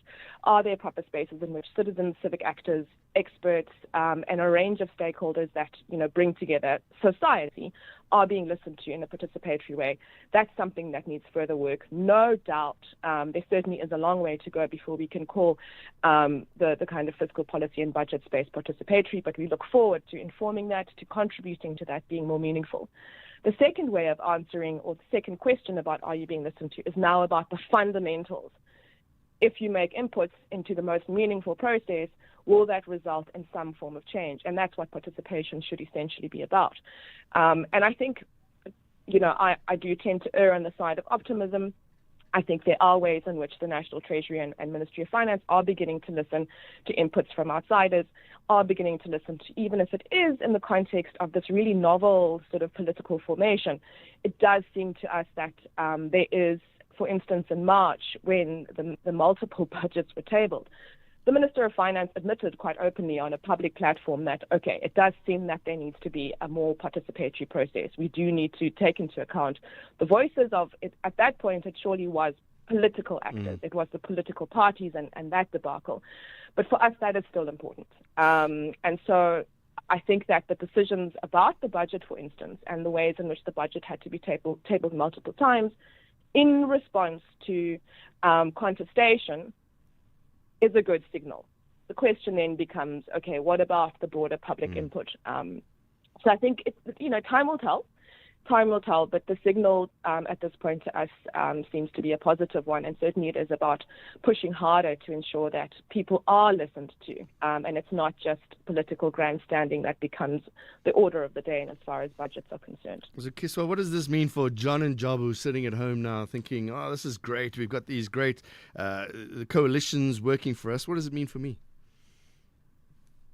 Well, in the first instance, John, we do believe, in particular in the Imali Yethu Coalition, that budgets aren't just about, for those who get excited by numbers, the economists, those who are excited by public finance, or those who love being on the central stage, being listened to by the world on television. Budgets really should be about garnering the input of just those that they most affect. Budgeting in the sort of public finances in South Africa should really be, again, about this issue of the developmental agenda and responding to the needs of every human being, every person who lives in this country. So what does it mean? What does this kind of thing mean? We hope in years to come that it will mean, for instance, at the provincial level, that there will be more and better engagement, even at the subnational level, of those, again, who the budget most directly affects. A first step would be to have much better budget literacy, which is something that the Treasury at this workshop, in some of the documents that they shared, did outline about the need to just have a much better, deeper budget literacy more across society and also within government itself. And so what does it mean for every citizen, every person who lives in this country, anyone who doesn't necessarily care about the economics, but cares about the bread and butter issues, cares about what will happen to issues like that, cares about whether there'll be more money taken away from the public health system or added or what have you. It does really mean that the more inclusive discussions about the budget can be, the more that more of us can better understand what decisions are being made on our behalf. We will never, all of us, be in Parliament. We will never be in a space where we are making these decisions, but we can certainly get closer to holding those who are making them to account if we better understand what these decisions are, what they entail, and what ultimately the consequences are for you and I when we get, to purchasing bread, when we get to the hospital, when we send our children to school. Zukizwa Korte is the lead coordinator for Imali Yethu. Thanks very much. SAFM, guiding you through the rush hour traffic. Good morning. Thanks for joining us. Your latest traffic looking like this. Here's your big ones, if you like. Again, just a reminder, if you're just tuning in, that there are some delays coming out of Brakpan towards Boksburg on that N17. It's quite a heavy backlog due to a single lane section into the roadworks. The N3 at Spruitview up to Heidelberg Road stays busy, and a crash on the R21 at Pomona, queuing traffic both ways, whether you're to the airport or whether you've left the airport trying to get through to Pretoria. Quite a backlog to work through there. The Mike 1, both ways into that Houghton Estate area. Very heavy coming from Sandton, and an extended delay from Boysons through Parktown and up in towards that Houghton area. Also, the N3, worth a mention, it's tight this morning from Elands all the way through to Galuli's interchange. Quite a lot of traffic as well coming out of Pretoria this morning. N1 South, Stormful to the N4 Emmerich Glennie split. That's a breakdown. There's some queues on the N1 both ways between the R21 and Boerta Avenue. Looks like something's probably crashed there, and probably crashed quite massively as well. The N14 to Pretoria up to Brakfontein, that is quite a heavy queue. Durban, a couple of breakdowns this morning, taking forever to clear. One on the N2 going north, just past Spaghetti Junction. That's causing a ripple effect. So the N2 from the M7's heavy, the N3 inbound from Pavilion Mall tight as well. And that breakdown on the N2 before Komashu that's been there since the very early hours this morning, still there. And that's a heavy queue just after Sabaya. As you come in towards Umhlanga, you'll sit heavily. Cape Town, the big story, the broken down bus on the N2 inbound at Rapenburg Road. The right lane block traffic heavy from the airport. And no traffic lights this morning. Kuberg Road at Plattekloof Road. That's a big delay back on the Bloberg Road down to the refinery, and then along Kuberg Road to that faulty junction at Plattekloof. With your traffic updates, I'm Rob Byrne. After a 1-0 loss against Arsenal in the opening match of the new season, the Red Devils are searching for a win at Old Trafford. Mason Mount! Oh, what a finish from Mason Mount! Kills it home 2-1. However, the Clarets are gunning for a crucial 3 points away from home. Justin Brownell! We're all square! What a goal from Burnley! This is the Premier League. Experience Manchester United versus Burnley FC on Saturday 30 August at 3:30 p.m. Live on SABC3 and SABC Plus. Proudly brought to you by SABC Sport. For the love of the game!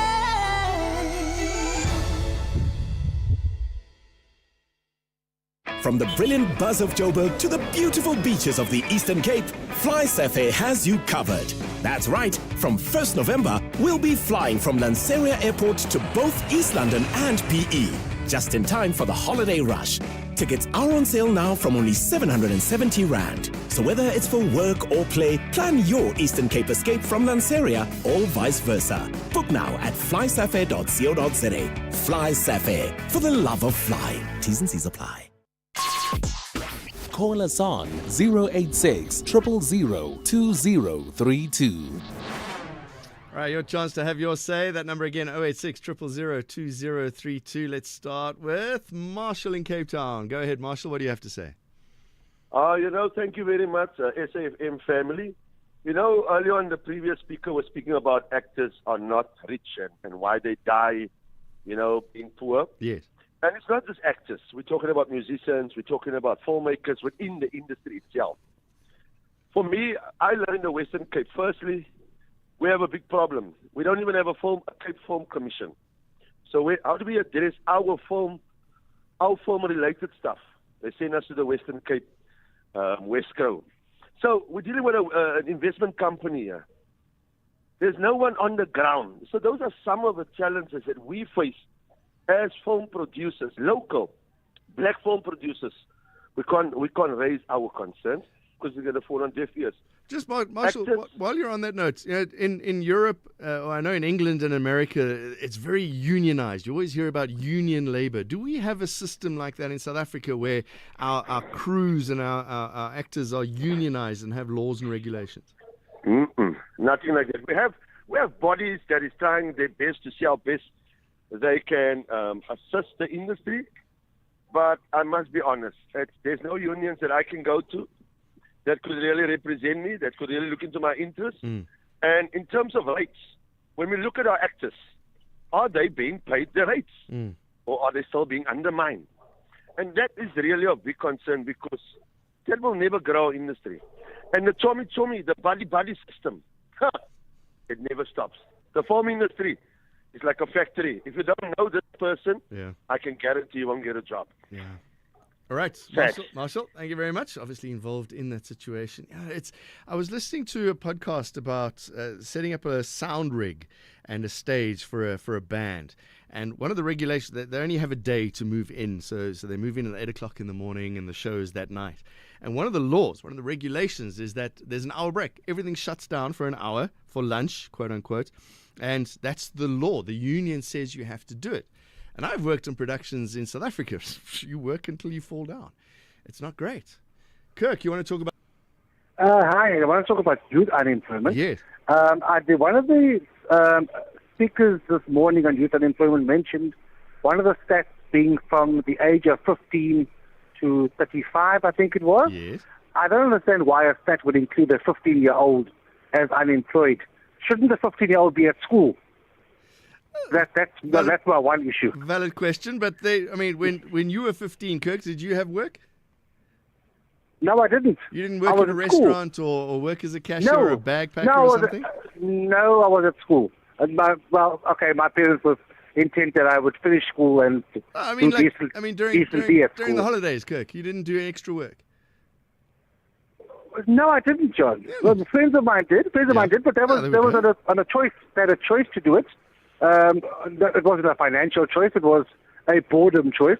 So maybe if you're financially strapped and you need to work and there's no work, that would make sense. Yeah, so there we go. So if you're 16 years old and you want to find work during the school holidays, you can't these days. Yes. Okay. Well, that's a valid point. Okay. My other point is, if the youth unemployment is so high, unemployment generally is high in South Africa, but if youth unemployment is so high, where is the public-private partnerships? Where is the Department of Labor? And where is government interventions that are in place or planned to address this issue? This has been an issue for, 15, 20 years. And I don't see any programs that are very active either at municipal level, local government level, or at national level. So, that's 700 billion rand question there, Kirk. Thank you, John. Thank you very much. Kirk, where are the programs? Maybe the dialogue will fix that up. Let's take a voice note or two to get us up to the news, staying with the youth. Hi, John. To give you a strange message to all South Africans. The youth of South Africans want to go to the parliament, more especially for the blacks. It is not necessary to go to the parliament. The youth must indulge themselves in farming, in industrialization, as an entrepreneurs here in South Africa, rather than to be the politicians. My name is Les. Good morning, Mr. John. This is Mbongo Sundesa. Mr. John, SASSA, they are able to detect foreigners who are getting grants in South Africa. There are a lot of them from Zimbabwe. Child grant or old age grant, they are getting them. They are able to detect that. But then when it comes to South Africans who are getting, for example, this SRD grant, they are very quick to notice that somebody has sent you 300 or 500 rand. So comes month end, then they're going to say you've got an alternative income, so your application for the month has been declined. They are very good at that. What happened to those people who were getting grant illegal, the teachers? They said, no, they're going to open the case to the police, then those people must repay. What happened to that? Nothing. Thanks. Bye. Take more voice notes and calls later on in the show. Coming up after the news, we're going to see what the attorneys representing the families of the Boksburg gas tanker explosion are up to. And then later on, is South Africa safe for women? I think we know the answer to that. We will talk to Steve Letsike, who is appointed as the Deputy Minister of Women, Youth and Persons with Disability. We'll talk to Steve about that and see what can be done to make South Africa a safer place. It's just gone 8 o'clock. Good morning. Outsurance will go out of their way to try and save you money on your car insurance. If they can't, ask for 500 Rand. Time to switch and save. Call 0800 60,000 today.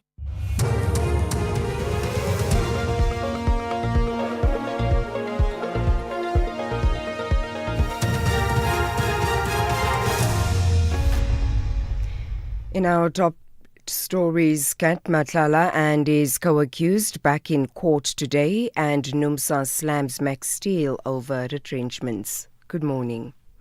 The case of 4 people, including Vusimuzi Kat Matlala and his wife, is expected to resume in the Alexandra Magistrates Court in Johannesburg this morning. They are facing charges of attempted murder and conspiracy to commit murder, fraud and attempting to defeat the ends of justice. Matlala allegedly ordered a hit on his former partner, Tebogo Tobejane, in October 2023.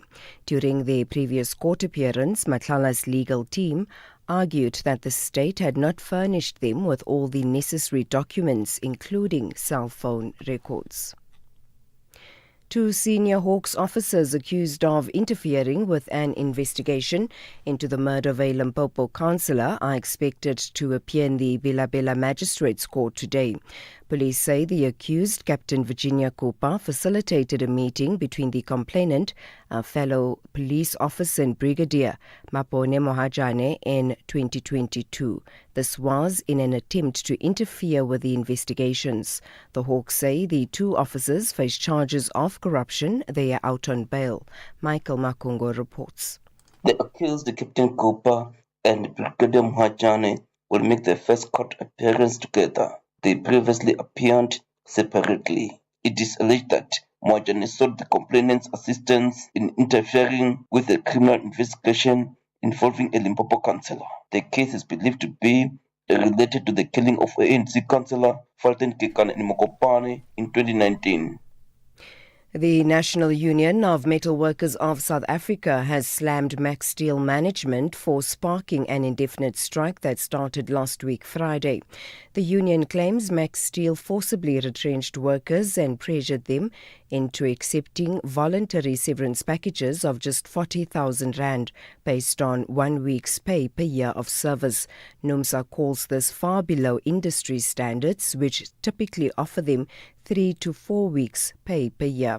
The union has rejected the retrenchment process as a sham, accusing Max Steel of harassing workers and ignoring consultation protocols. Pagamile Hlubi Majola is NUMSA's spokesperson. The attitude that we have experienced from Max Steel management is one of extreme antagonism and hostility, particularly during the time when we were engaging during the Section 189 consultations.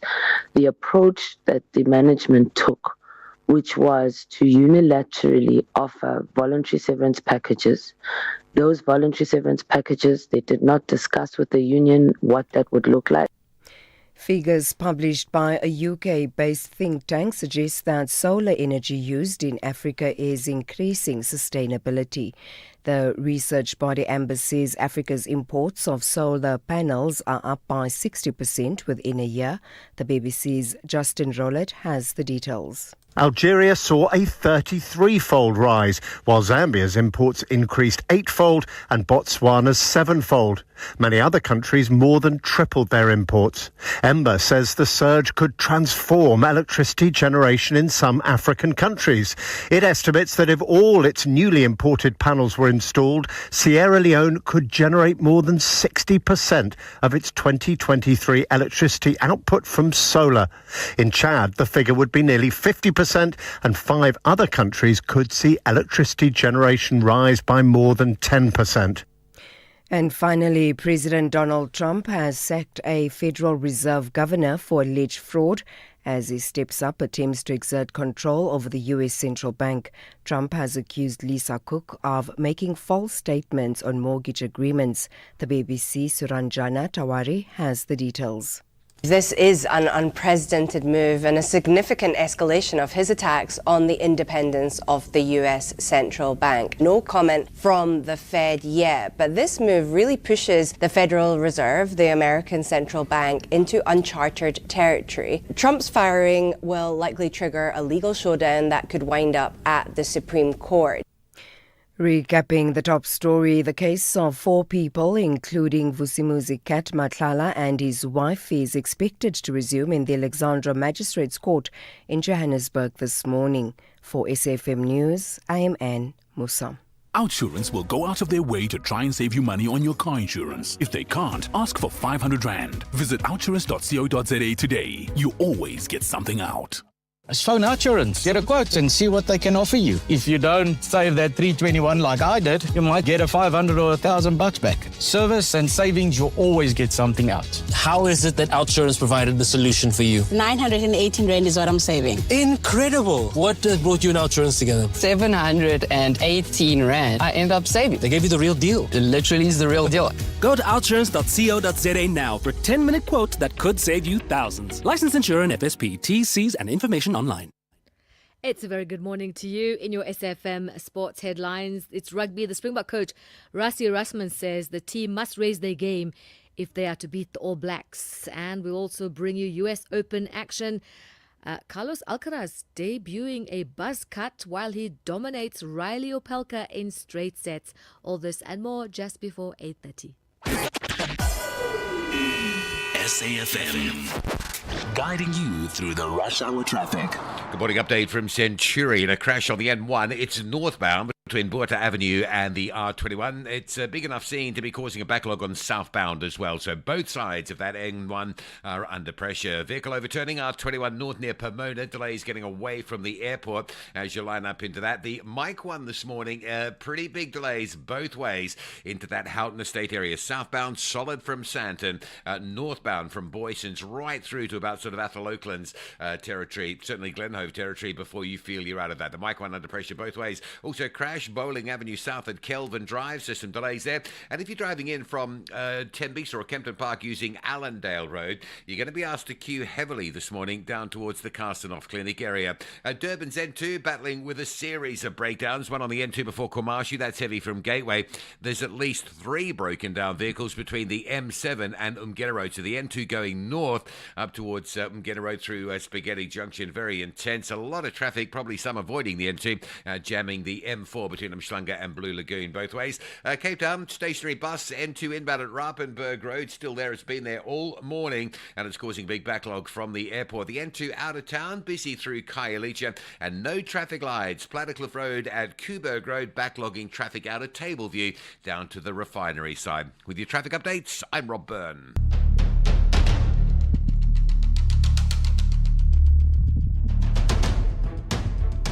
The Morning Brief, Monday to Friday, 6 to 9 a.m.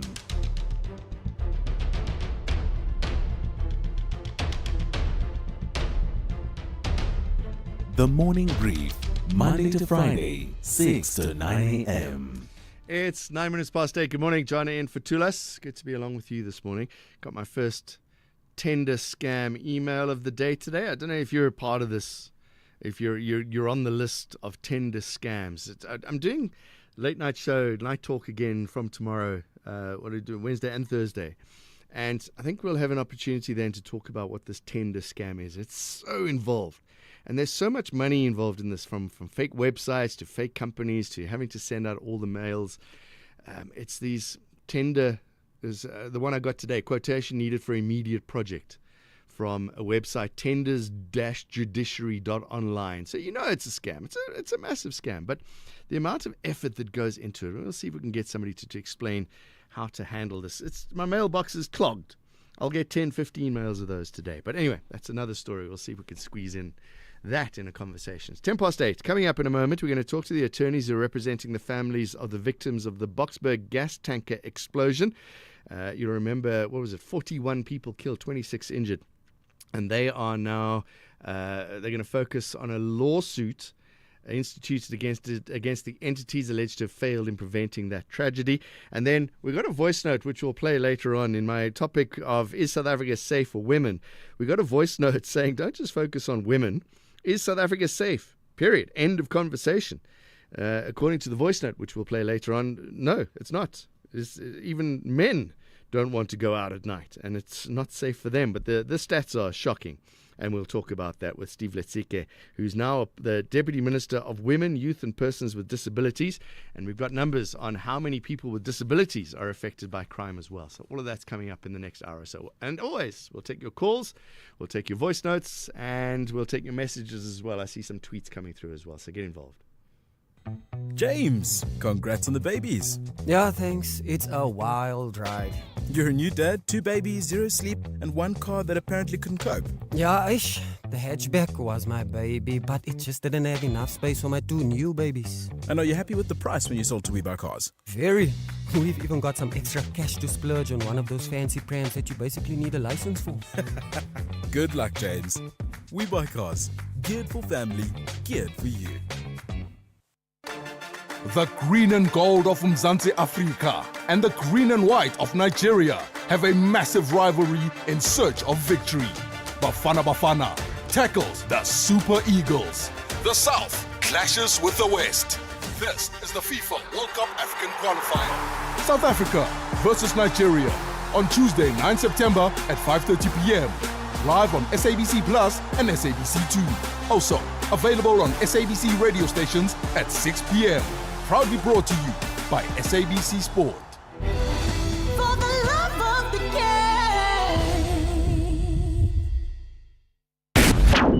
game. The only talk radio morning breakfast show that makes sense. The Morning Brief. 12 minutes past 8. John N. Fatulas, good morning to you. LHL attorneys are representing the families of the victims of the Boksburg gas tanker explosion. If you remember back in Christmas Eve of 2022, there was this truck with plenty petrol in the back. It got stuck under a low-lying bridge. 41 people killed, 26 people injured. And now the families have taken legal action. Zane Landell is the attorney at LHL Attorneys. Zane, good morning to you. Thank you very much. Three people you feel are being held liable here. Who are they? Yeah, so the parties that we are suing are Infinite Fleet Transport. That was the company that was responsible for the tanker and was transporting the LPG gas. Innovative Staffing Solutions, that's the company that supplied what should have been an adequately trained driver to the tanker company, and then the city of Ekurhuleni.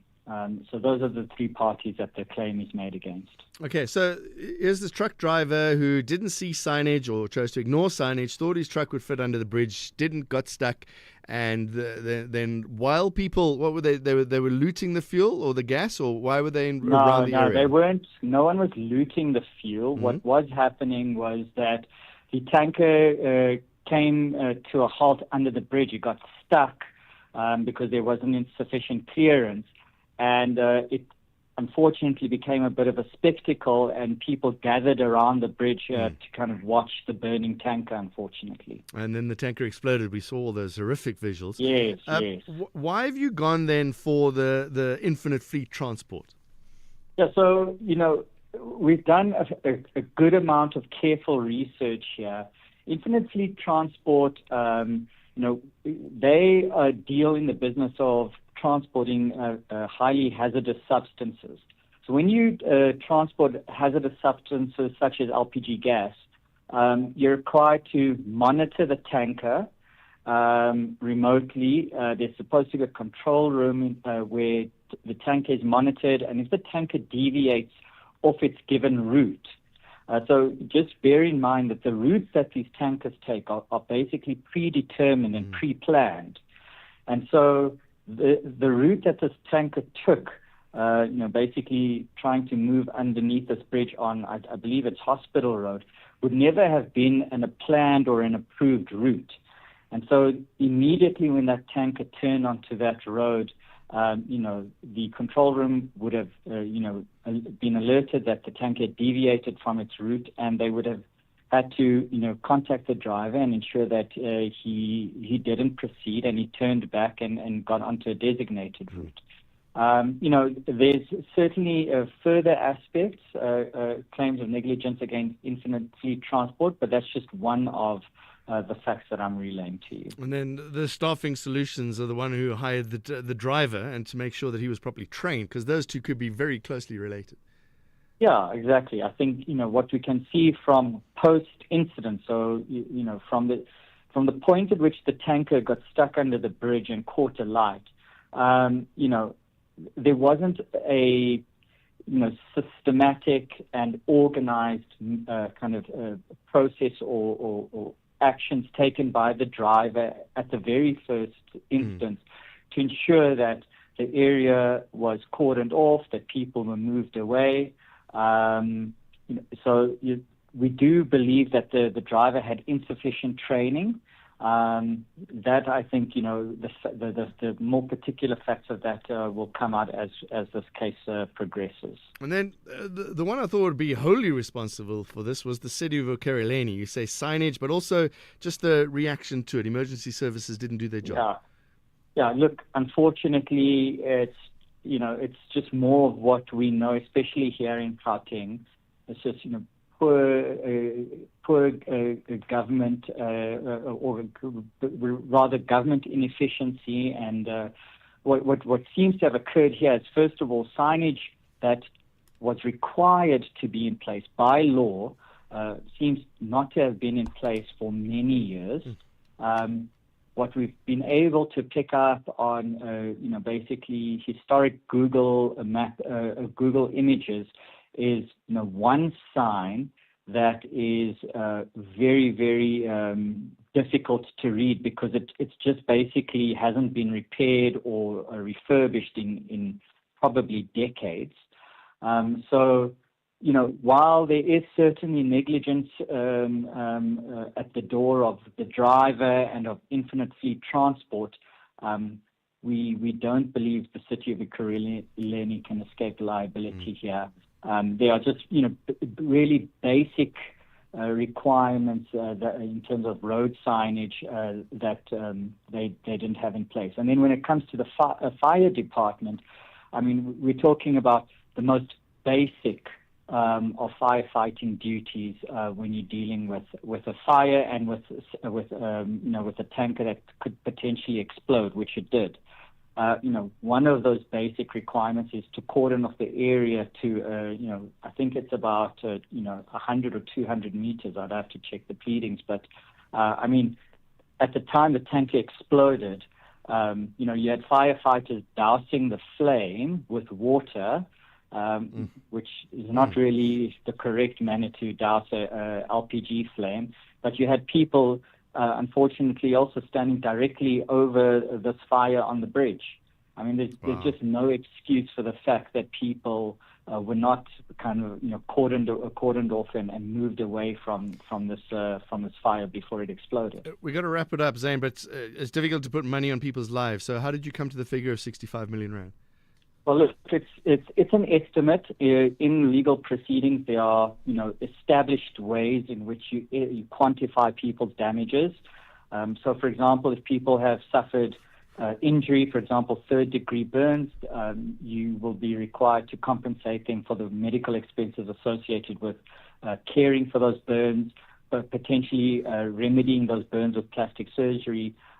There's a manner of ways, but it's established in law, and the 65 million is just an estimate. We have to go through the full litigation process to properly quantify it. Zane Nandel, thank you very much. Attorney at LHL Attorneys. This week on FC Meets, Tisetso and Bandile sit down with Mamelodi Sundowns ladies dribbling wizard Lehlohonolo Mashego. Find out about her rise to the top of women's football on the African continent and what motivates her to aim even higher. Tune in to SABC Sport on DTT Channel 4 this Saturday, 30 August at 6 p.m. Also available everywhere for everyone, always on SABC Plus. FC Meets, football made for community by community. Rechencha Game, proudly brought to you by SABC Sport. For the love of the game. The National Pulse, weekdays, 3 to 6 p.m. Well, let me put this to you. What for you are the big takeouts of that significant White House meeting? The significance was that the European leaders finally realized what is at stake. I mean, of course, this realization has been dawning gradually, but I think the fact that you had this roster of who is who in Europe coming to that meeting it shows that they're very concerned that Donald Trump would be yielding to Vladimir Putin's demands at the expense of Ukraine's long-term, not just security, we're talking about its very sovereignty. Peter Zalmayevsky, director of the Eurasia Democracy Initiative. Ashraf Garda on SAFM. Find the podcast at safm.co.za. Call us on 086 000 2032. Sport with Zai coming up in a moment. I'm going to be on time for her now. When it's her time, because I was a little bit late last time around. Let's take some voice notes. 0614 104 107. Good morning, Mr. Kharek. It's Freeman here. I've worked with SASSA before, and it's not the first time that they enroll the beneficiaries, in biometric system. It has been done before, but what happens, they sabotage the system deliberately so that they can bypass it, so that they can pay the beneficiaries. There will always be that, caring for beneficiaries. No, we need to care for our beneficiaries. If the system is down, we need to bypass it and pay them. And then that's where fraud takes place, and they do it deliberately. They've done it before. I don't think it's going to work. SASSA is rotten to the core. It's rotten to the core, Stephen. I've worked with them before. I'm telling you, it's rotten to the core. To the caller who's wondering why a 15-year-old is considered unemployed, I don't know if they do have a TV or watch any TV, because that's just one of the many industries that do absorb people in the age of minority. I'm sorry to speak in Bombela. John, good morning. Please don't put gender on the issue of safety in this country. Men, women, children, we are all not safe in South Africa. Even as men, we are afraid to go out in the evening, even during the day. In a democratic country, there are certain people who enjoy freedom of movement. Everybody is not safe. So please stop putting gender on the issue of safety. South Africa is not safe. Good morning, John. My name is Trot in Klerksdorp. I'll take your point. The focus, because we're still in Women's Month, so we're going to focus on women.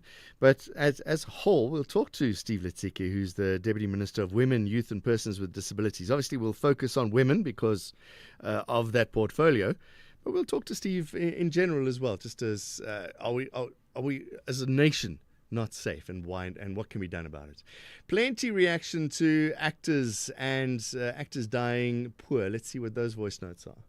Good morning, John and SAFM listeners. John, this thing of actors dying poor, it doesn't sit well with me.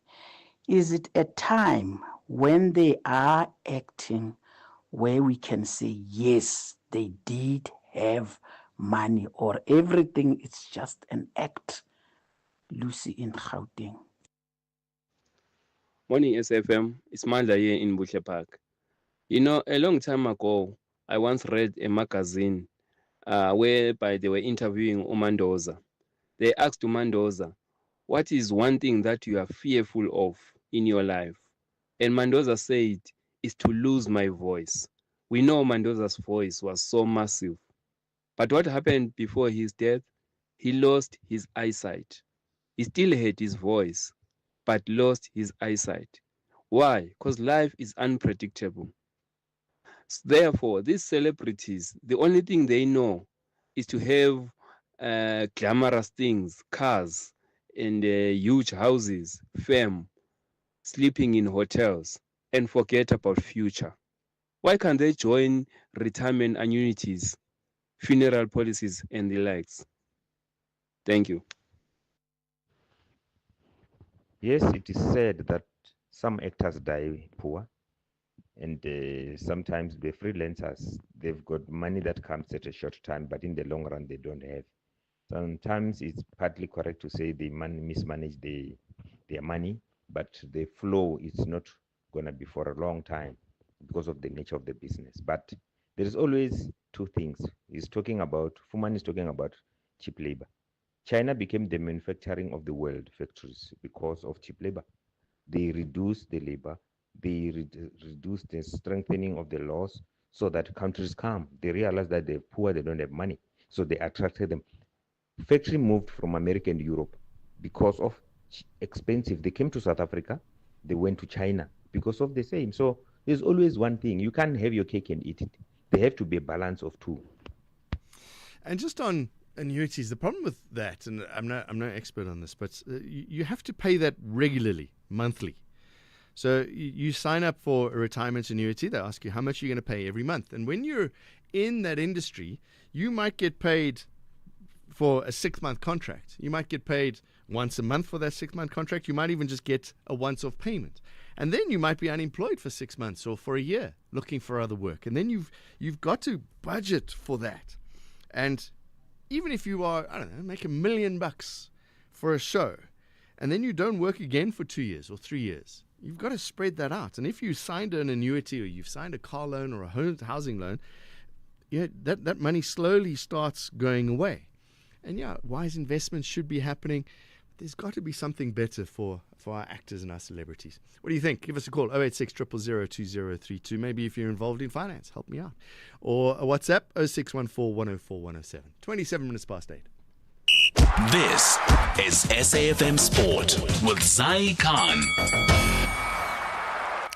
It's a very good morning to you. We'll start with rugby. The Springbok coach Rassie Erasmus making a couple of investments of his own, saying the side must sharpen up if they are to conquer the All Blacks at Eden Park this weekend. Erasmus rated the Boks just 7 out of 10 after edging the Wallabies in Cape Town, admitting they won't cut it in Auckland. South Africa's defence leaked 9 tries across the 2 tests, raising concerns before facing their fiercest rivals, and they obviously need to stay on track in this rugby championship. Cricket, Sourav Ganguly has been appointed head coach of the Pretoria Capitals, making the former India captain's first venture into coaching. The 53-year-old succeeds former England batter Jonathan Trott, while former South Africa all-rounder Sean Pollock takes on the role of assistant coach. Now, Ganguly, he retired from international cricket in 2008, transitioned from his playing career to cricket administration, serving as president of the Board of Control for Cricket in India from 2019 to 2022. And South Africa's former UFC middleweight champion Dricus du Plessis has broken his silence after last weekend's loss to Khamzat Chimaev at UFC 319. Du Plessis was out-wrestled by the undefeated Russian, losing by unanimous decision in Chicago, just his 3rd defeat in 26 professional fights.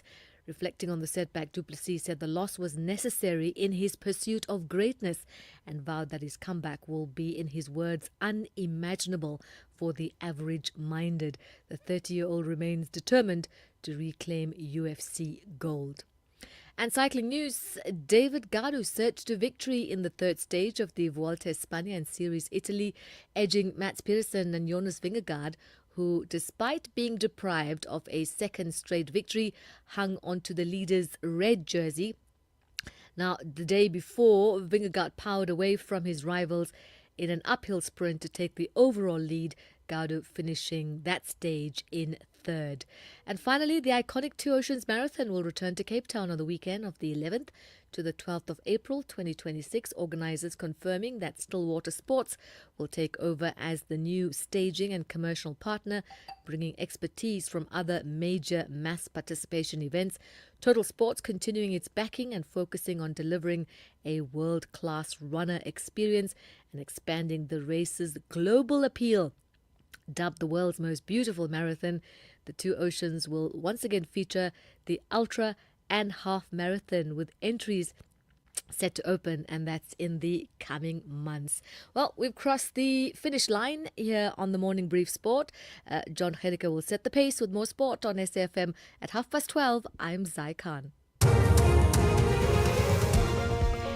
Good morning, I'm Anne Musa. In the headlines, arguments in the application to drop charges against one of the accused in the Senzo Mehiwa murder trial are expected to continue in the High Court in Pretoria this morning. The case of 4 people, including Vuzimuzi Kat Matlala and his wife, is expected to resume in the Alexandra Magistrates Court in Johannesburg this morning. They are facing charges of attempted murder and conspiracy to commit murder, fraud and attempting to defeat the ends of justice. And figures published by a UK-based think tank suggest that solar energy use in Africa is increasing substantially. I'll have details on these and other stories at 9. SAFM, guiding you through the rush hour traffic. Heavy backlogs coming down the Mike 1 highway from Woodmead on your way to Joburg this morning. There's a very well publicised JMPD operation, so I'm not giving away any secrets there, but impoundments are underway. If you're driving through and you're unlicensed, unroadworthy, without permits, that vehicle is off the road and being impounded. So they are literally taking the trash out of the system this morning. But it is a major, major impact from Woodmead all the way down into that Houghton Drive, Houghton Estate area this morning. N1 North Bay is Nordir up to Malabongwe through Randburg on your way to Four Ways, being held by a crashing. 21 at Pomona Road, leaving the airport, a collision there, causing some delays as well. It's taking a while to clear up. And Allendale Road, expect a queue from Klipfontein View on your way towards Carstenoff Clinic into the Midrand area. Crash on Pretoria's N1 South before Rigel Avenue. Touch on the brakes required to get through there. Durban taking forever to clear up these breakdowns this morning. One on the N2 South at Komashi's been there since early hours. It's a heavy backlog from Gateway. There's multiple vehicles that are broken down on the N2 around Spaghetti Junction. So coming from the M7 up through 4 level towards and through stays heavy. And a bit of good news from Cape Town. That broken down bus that was causing delays on the N2 at Rappenberg Road, that has been cleared. It's left a heavy backlog from the airport area through to Hospital Bend, but the obstruction has gone. And heavy coming out of Tableview this morning, particularly the refinery side. No traffic lights. Plattekloof at Kuiberg Road. Well, Kuiberg Road at Plattekloof, let's put it that way. That traffic backs right back into Tableview along Bloberg Road down to about Wood Drive. Heavy backlogs coming that side. Rob Byrne, SAFM Traffic. The business update on SAFM. Taoling Lachela has the details. Now you can get a home loan delivered. What's happening, Taoling? Not necessarily delivered. Takealot is dipping its fingers into the home loan market. This as it partnered with Mortgage Market to launch a home loan marketplace, right? So allowing customers to apply for and compare home loan offers from top banks in the country online. The Takealot Home Loan Hub, powered by Mortgage Market, will allow customers to get pre-approved for a home loan via a soft credit check and receive offers from multiple banks within 48 hours. Now, Mortgage Market is a digital home loan marketplace that has been in business since 2020 and has quickly become one of the largest bond originators in the country. The company's CEO, Tim Akinusi, believes that the partnership with Takealot will reshape the way South Africans experience home loan applications and build financial confidence for first-time buyers and young professionals. Now, the Takealot Home Loan Hub is part of a broader trend of e-commerce platforms expanding into financial services and providing customers with somewhat of a more comprehensive and convenient online experience. So it's just providing more of a platform, an online platform for Mortgage Market. And rural roads are getting upgrades. That's right. The government and the agricultural sector have joined forces to address the critical issue of deteriorating rural roads, which it says threatens rural food production. AgriSA and AgBiz have partnered with the Departments of Public Works and Infrastructure and Transport to launch a data-driven pilot project in the Free State. Now, this initiative aims to prioritize and repair vital agricultural transport routes, tackling decades of underinvestment and systematic neglect in rural infrastructure. The project is expected to provide a blueprint for nationwide interventions to boost growth and competitiveness in the farming sector. In a Business Day article, Theo Boshoff, AgBiz CEO, said poor road conditions cost the agri-industry between 6 to 8 billion rands. And just to put things into perspective, he added that agricultural businesses spend up to 50 million rands annually maintaining public infrastructure, which undermines their international competitiveness. Now, government has praised the initiative, calling it pragmatic and potentially transformational. And what's happening on the markets? What can we look forward to today? So local markets likely to start on the back foot today as global sentiment takes a knock. In terms of company news, traders will be waking up to results from Master Drilling and updates from Old Mutual and Cashbuild. Turning our focus to the currency, see not much action playing out there, with the rand still at 17.61 to the greenback. And then looking at oil, price action also muted, trading close to $67.50 per barrel. And then back to equities in Wall Street, futures are in the red. Issues around the Fed's independence weighing on sentiment, and that downbeat mood also being seen in Asia, with stocks in that region mostly in negative territory. Taolong Lechela, thank you very much. More business with Taolong tomorrow. The Atlas Lions believe their plan to graduate to the final will succeed. But the Teranga Lions believe Lions from the West will undoubtedly roar and triumph. This is the semi-final clash of the Total Energies African Nations Championship 2024. Morocco versus Senegal. This Tuesday, 26 August at 7:30 p.m. Live everywhere for everyone. Always on SABC Plus and SABC Sport on DTT Channel 4. Proudly brought to you by SABC Sport. For the love of the game.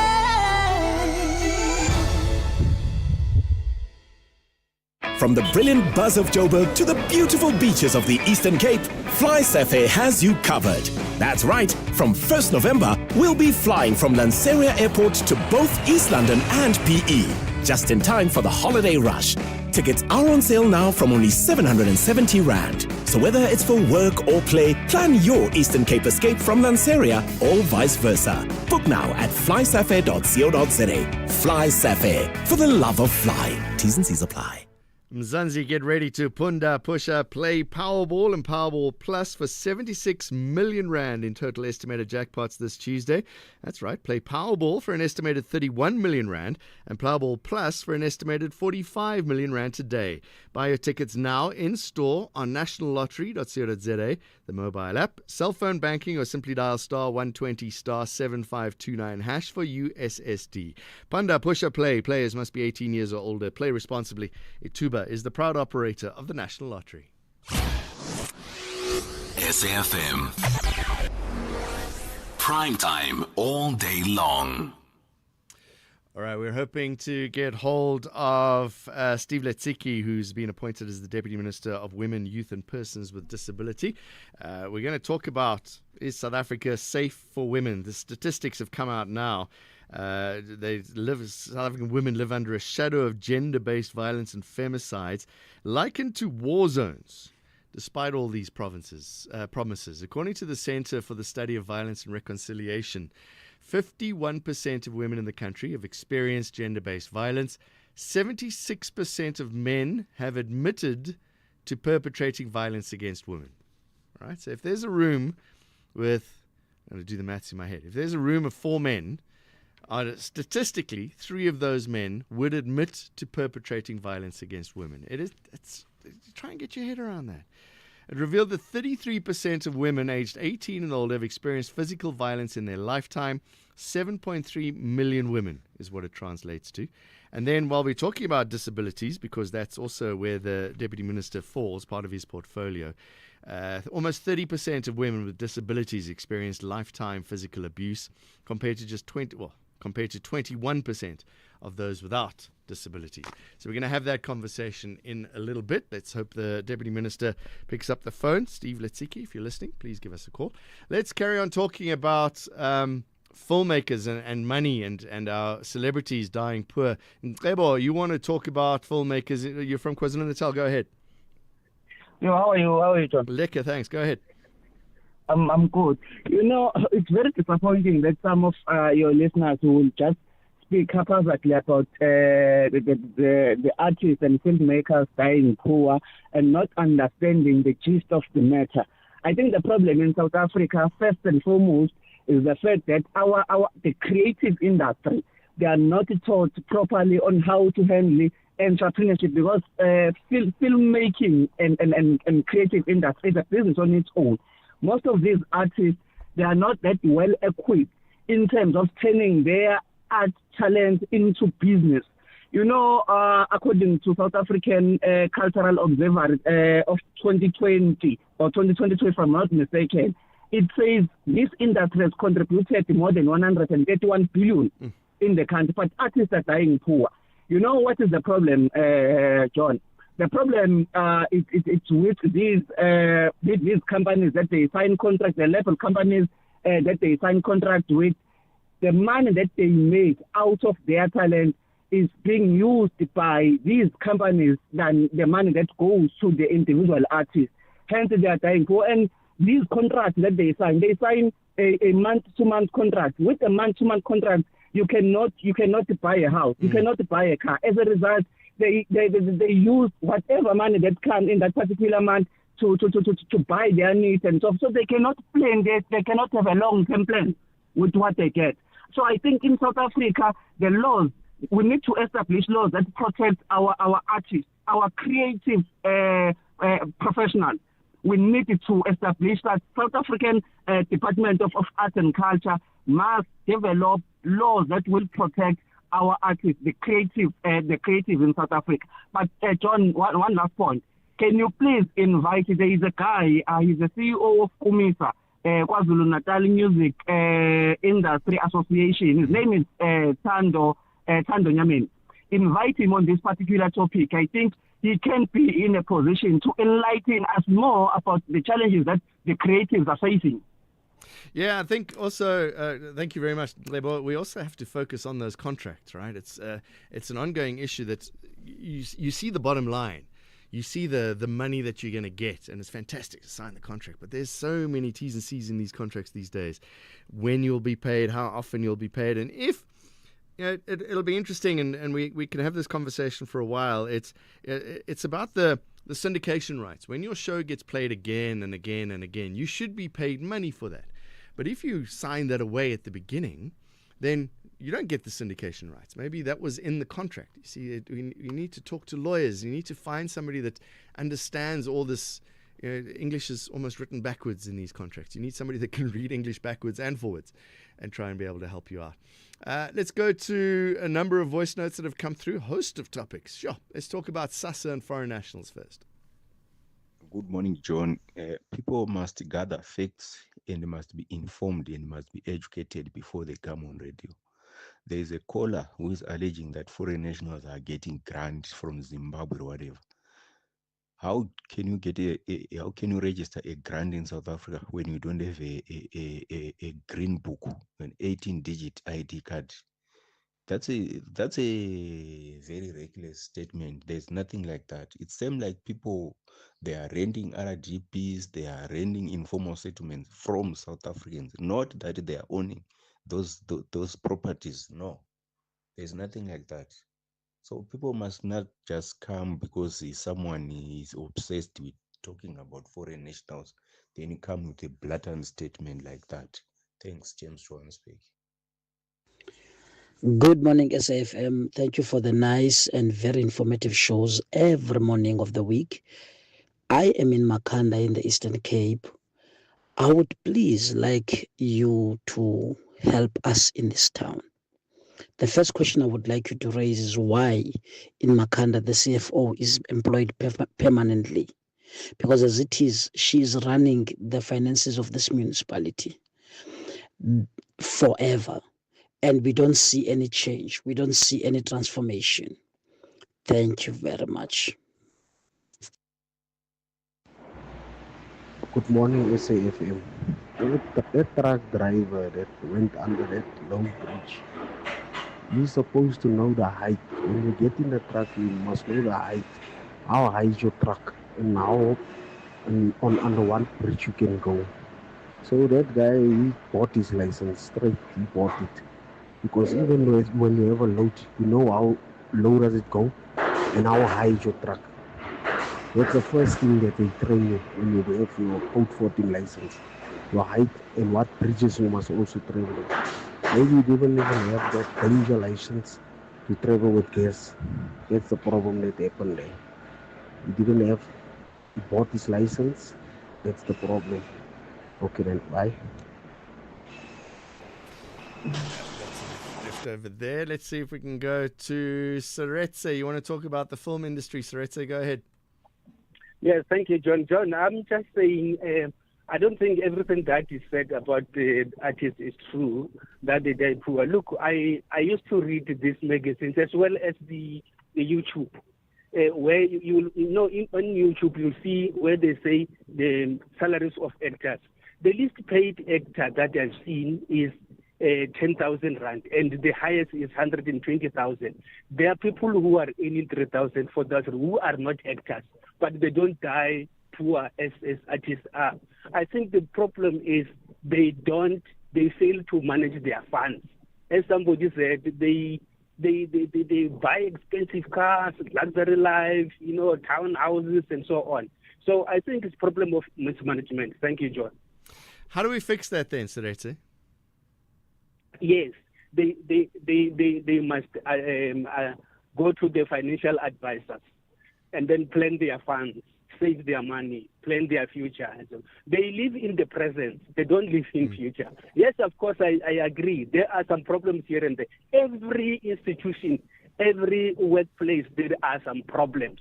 But they need to sit down and plan their future. So when you get yourself your first contract or even your second contract, phone up and a financial advisor, go, how's it? Help me out. How am I going to survive on this if I don't get employed for the next 6 months or whatever? You know, you are saying they have a contract. I think that's the end of Seretse's line. All right. So we're going to... Sorry, Seretse, you were breaking up. For years. You were breaking up. Sorry. You have a contract? Myself.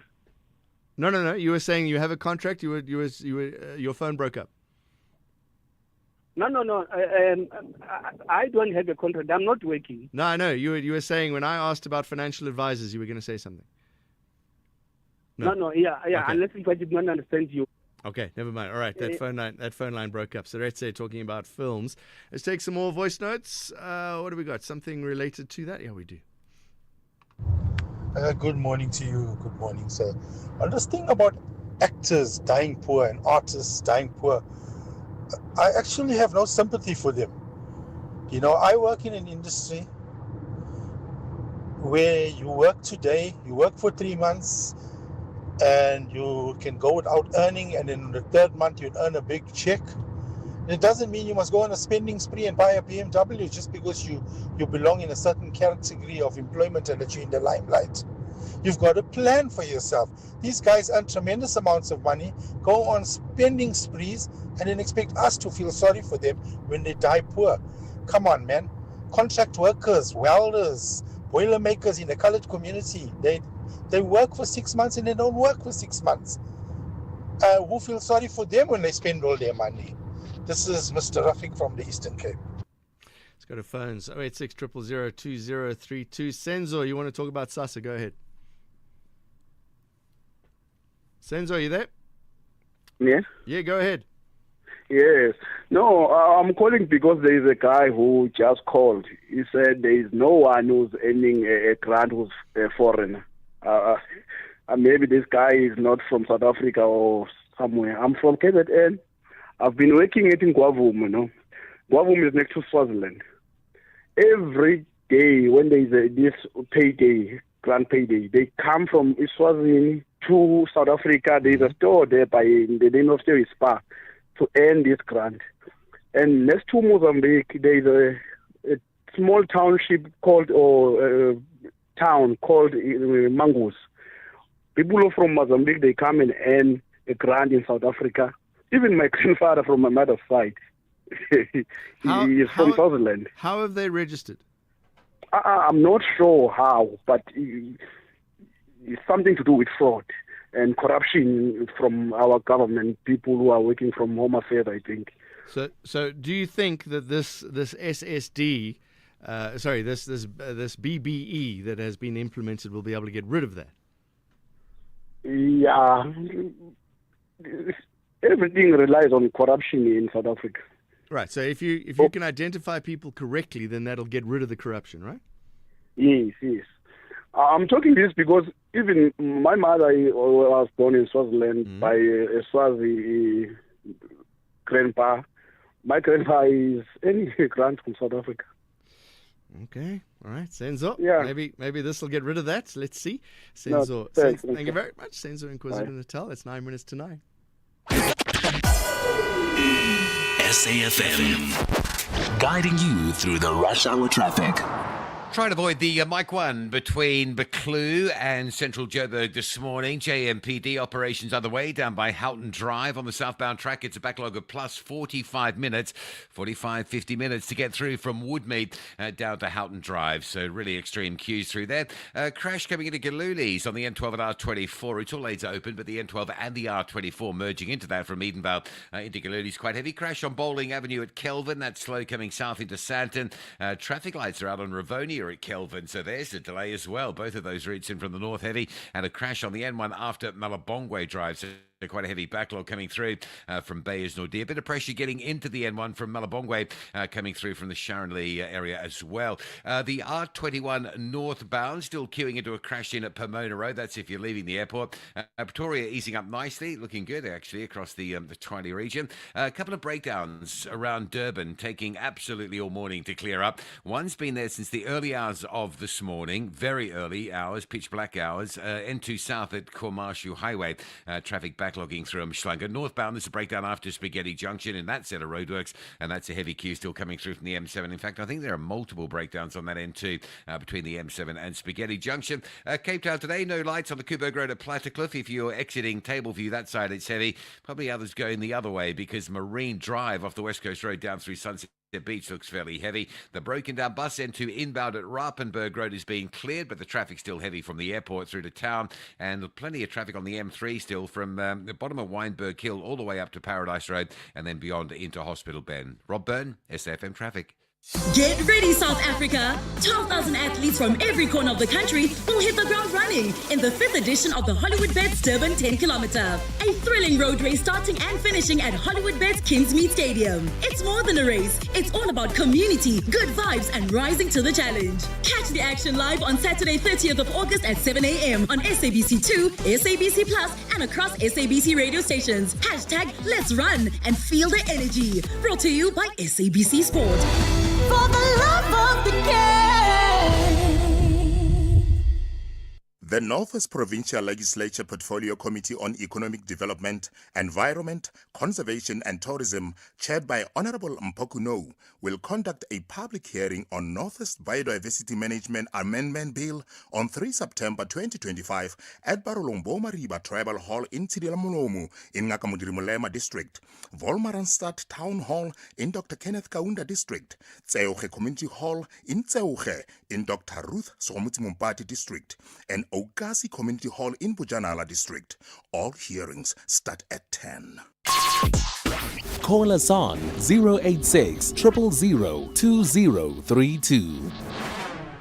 Let's go to Temba. You want to talk about the film industry, Temba? Go ahead. Yeah,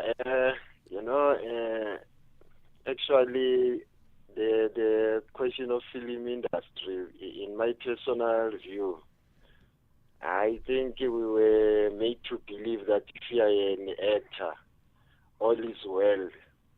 Understand? Even the way they were conducting themselves, the actors, you would believe with their life it's well. They are well off. They are getting paid a good salary. Understand?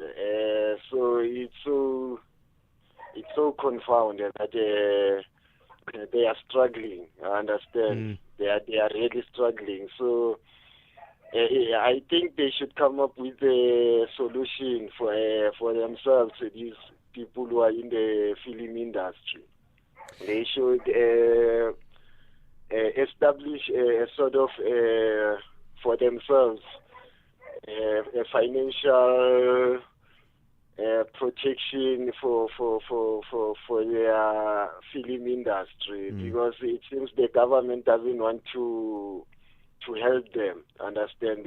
They are like stranded actually. Understand? But we are meant to believe if you are an actor, all is well. Understand? So it's really a problem, understand? And then when you see actors go on strike, we were. It was bizarre. How can an actor go on strike? And it was just it's like an entrepreneur who always have a complaint about his finances. We saw the same thing, Temba. Thank you very much. We saw the same thing happen in the States. It was the same issue as well. It was the writers' strike that happened recently and a few years ago as well. That kind of ruined Lost, but and Heroes as well, I think. But that was because of residuals that weren't being paid. It was when shows get rebroadcast, then they weren't earning the money for shows that they had written. So it's not just here, it's everywhere. But we have these laws. You heard about it. We have these laws that are on the president's table. They just need to be approved. So it's an ongoing issue. When you are old and you have retired, you have a big house, you've got a beautiful, expensive cars, sell that stuff, get the affordable house, townhouse, put your money in the bank, enjoy the interest, live your life, enjoy life. Simple, it's a good advice. It's Eric. Eric, sounds like you know what you're talking about. Is it that easy, though? Not really so sure. I'm hoping to take more calls. My mouse has stopped working, so we'll take another voice note. Or Melissa, can you put a caller on for me? Let's go to... no, we're not going to that one. Yeah, we're going to take another voice note. The guy who called in about illegal foreigners accessing services is missing the point. I mean, we all heard about the Nigeria's Chitima having obtained fraudulent IDs, of course, with the connivance of corrupt Home Affairs officials. That is rampant. People obtain fraudulent IDs. Recently, there's this young man who's killed his girlfriend. He's attending court today. His Mozambican president is using a South African ID, fraudulently so. So they used fraudulently obtained IDs. Let's go to calls 086 000 2032. MH Maduma, you want to talk about foreigners? It's Maduna. Maduna, go ahead. John. John, you know what? We normally complain about these foreigners. And let me just educate the whole of South Africa that these foreigners who are in South Africa, it is not their fault that they are here. The politicians who rule us, they are the ones who are at fault.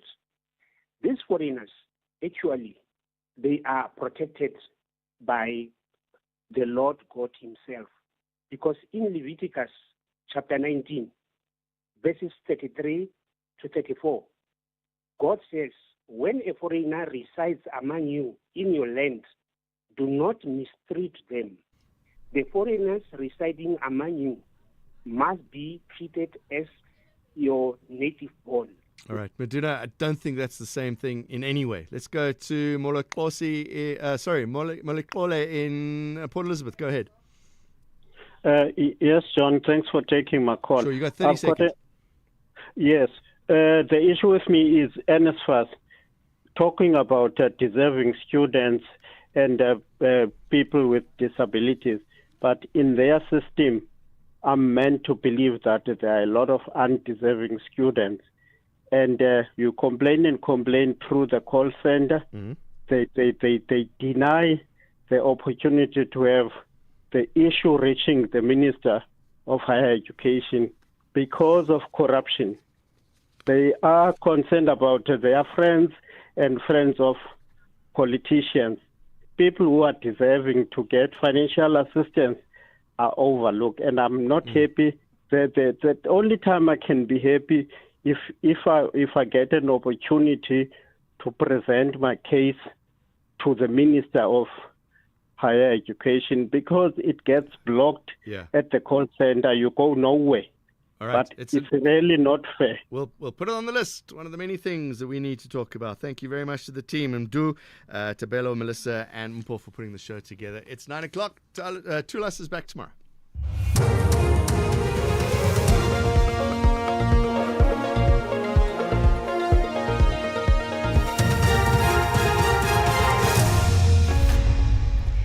In our top stories, accused court bid to have charges dropped in Mahiwa case and NUMSA slams Max Steel over retrenchments. Good morning. Arguments in the application to drop charges against one of the accused in the Senzo Mahiwa murder trial are expected to continue in the High Court in Pretoria this morning. Ntogoziseni Mapisa is the only one applying to have his charges dropped. His co-accused have abandoned the process. Yesterday, the Defence Counsel Zitulele Nxumalo said the key state witness, Constable Sizwe Zungu, who placed all accused in a hostel in Vosloorus on the eve of the murder, had provided hearsay evidence. He says there's no evidence to link Mapisa to the conspiracy to murder Mahiwa. Zungu's evidence, it must be noted, my lord, that it does not detail a plan by the accused to execute the assassination of the deceased. It does not place the accused together or even himself, Zungu, that he overheard such a plan. Zungu's evidence does not reveal any prior agreement amongst the accused, including accused number 4, to kill the deceased. There is absolutely no evidence, my lord, that accused number 4 was present at the scene of crime where the violence was being perpetrated, either circumstantial or direct. The case against 4 people, including Vusimuzi Kat Matlala and his wife, is expected to resume in the Alexandra Magistrates Court in Johannesburg this morning. They are facing charges of attempted murder and conspiracy to commit murder, fraud and attempting to defeat the ends of justice. Matlala allegedly ordered a hit on his former partner, Tebogo Tobejane, in October 2023.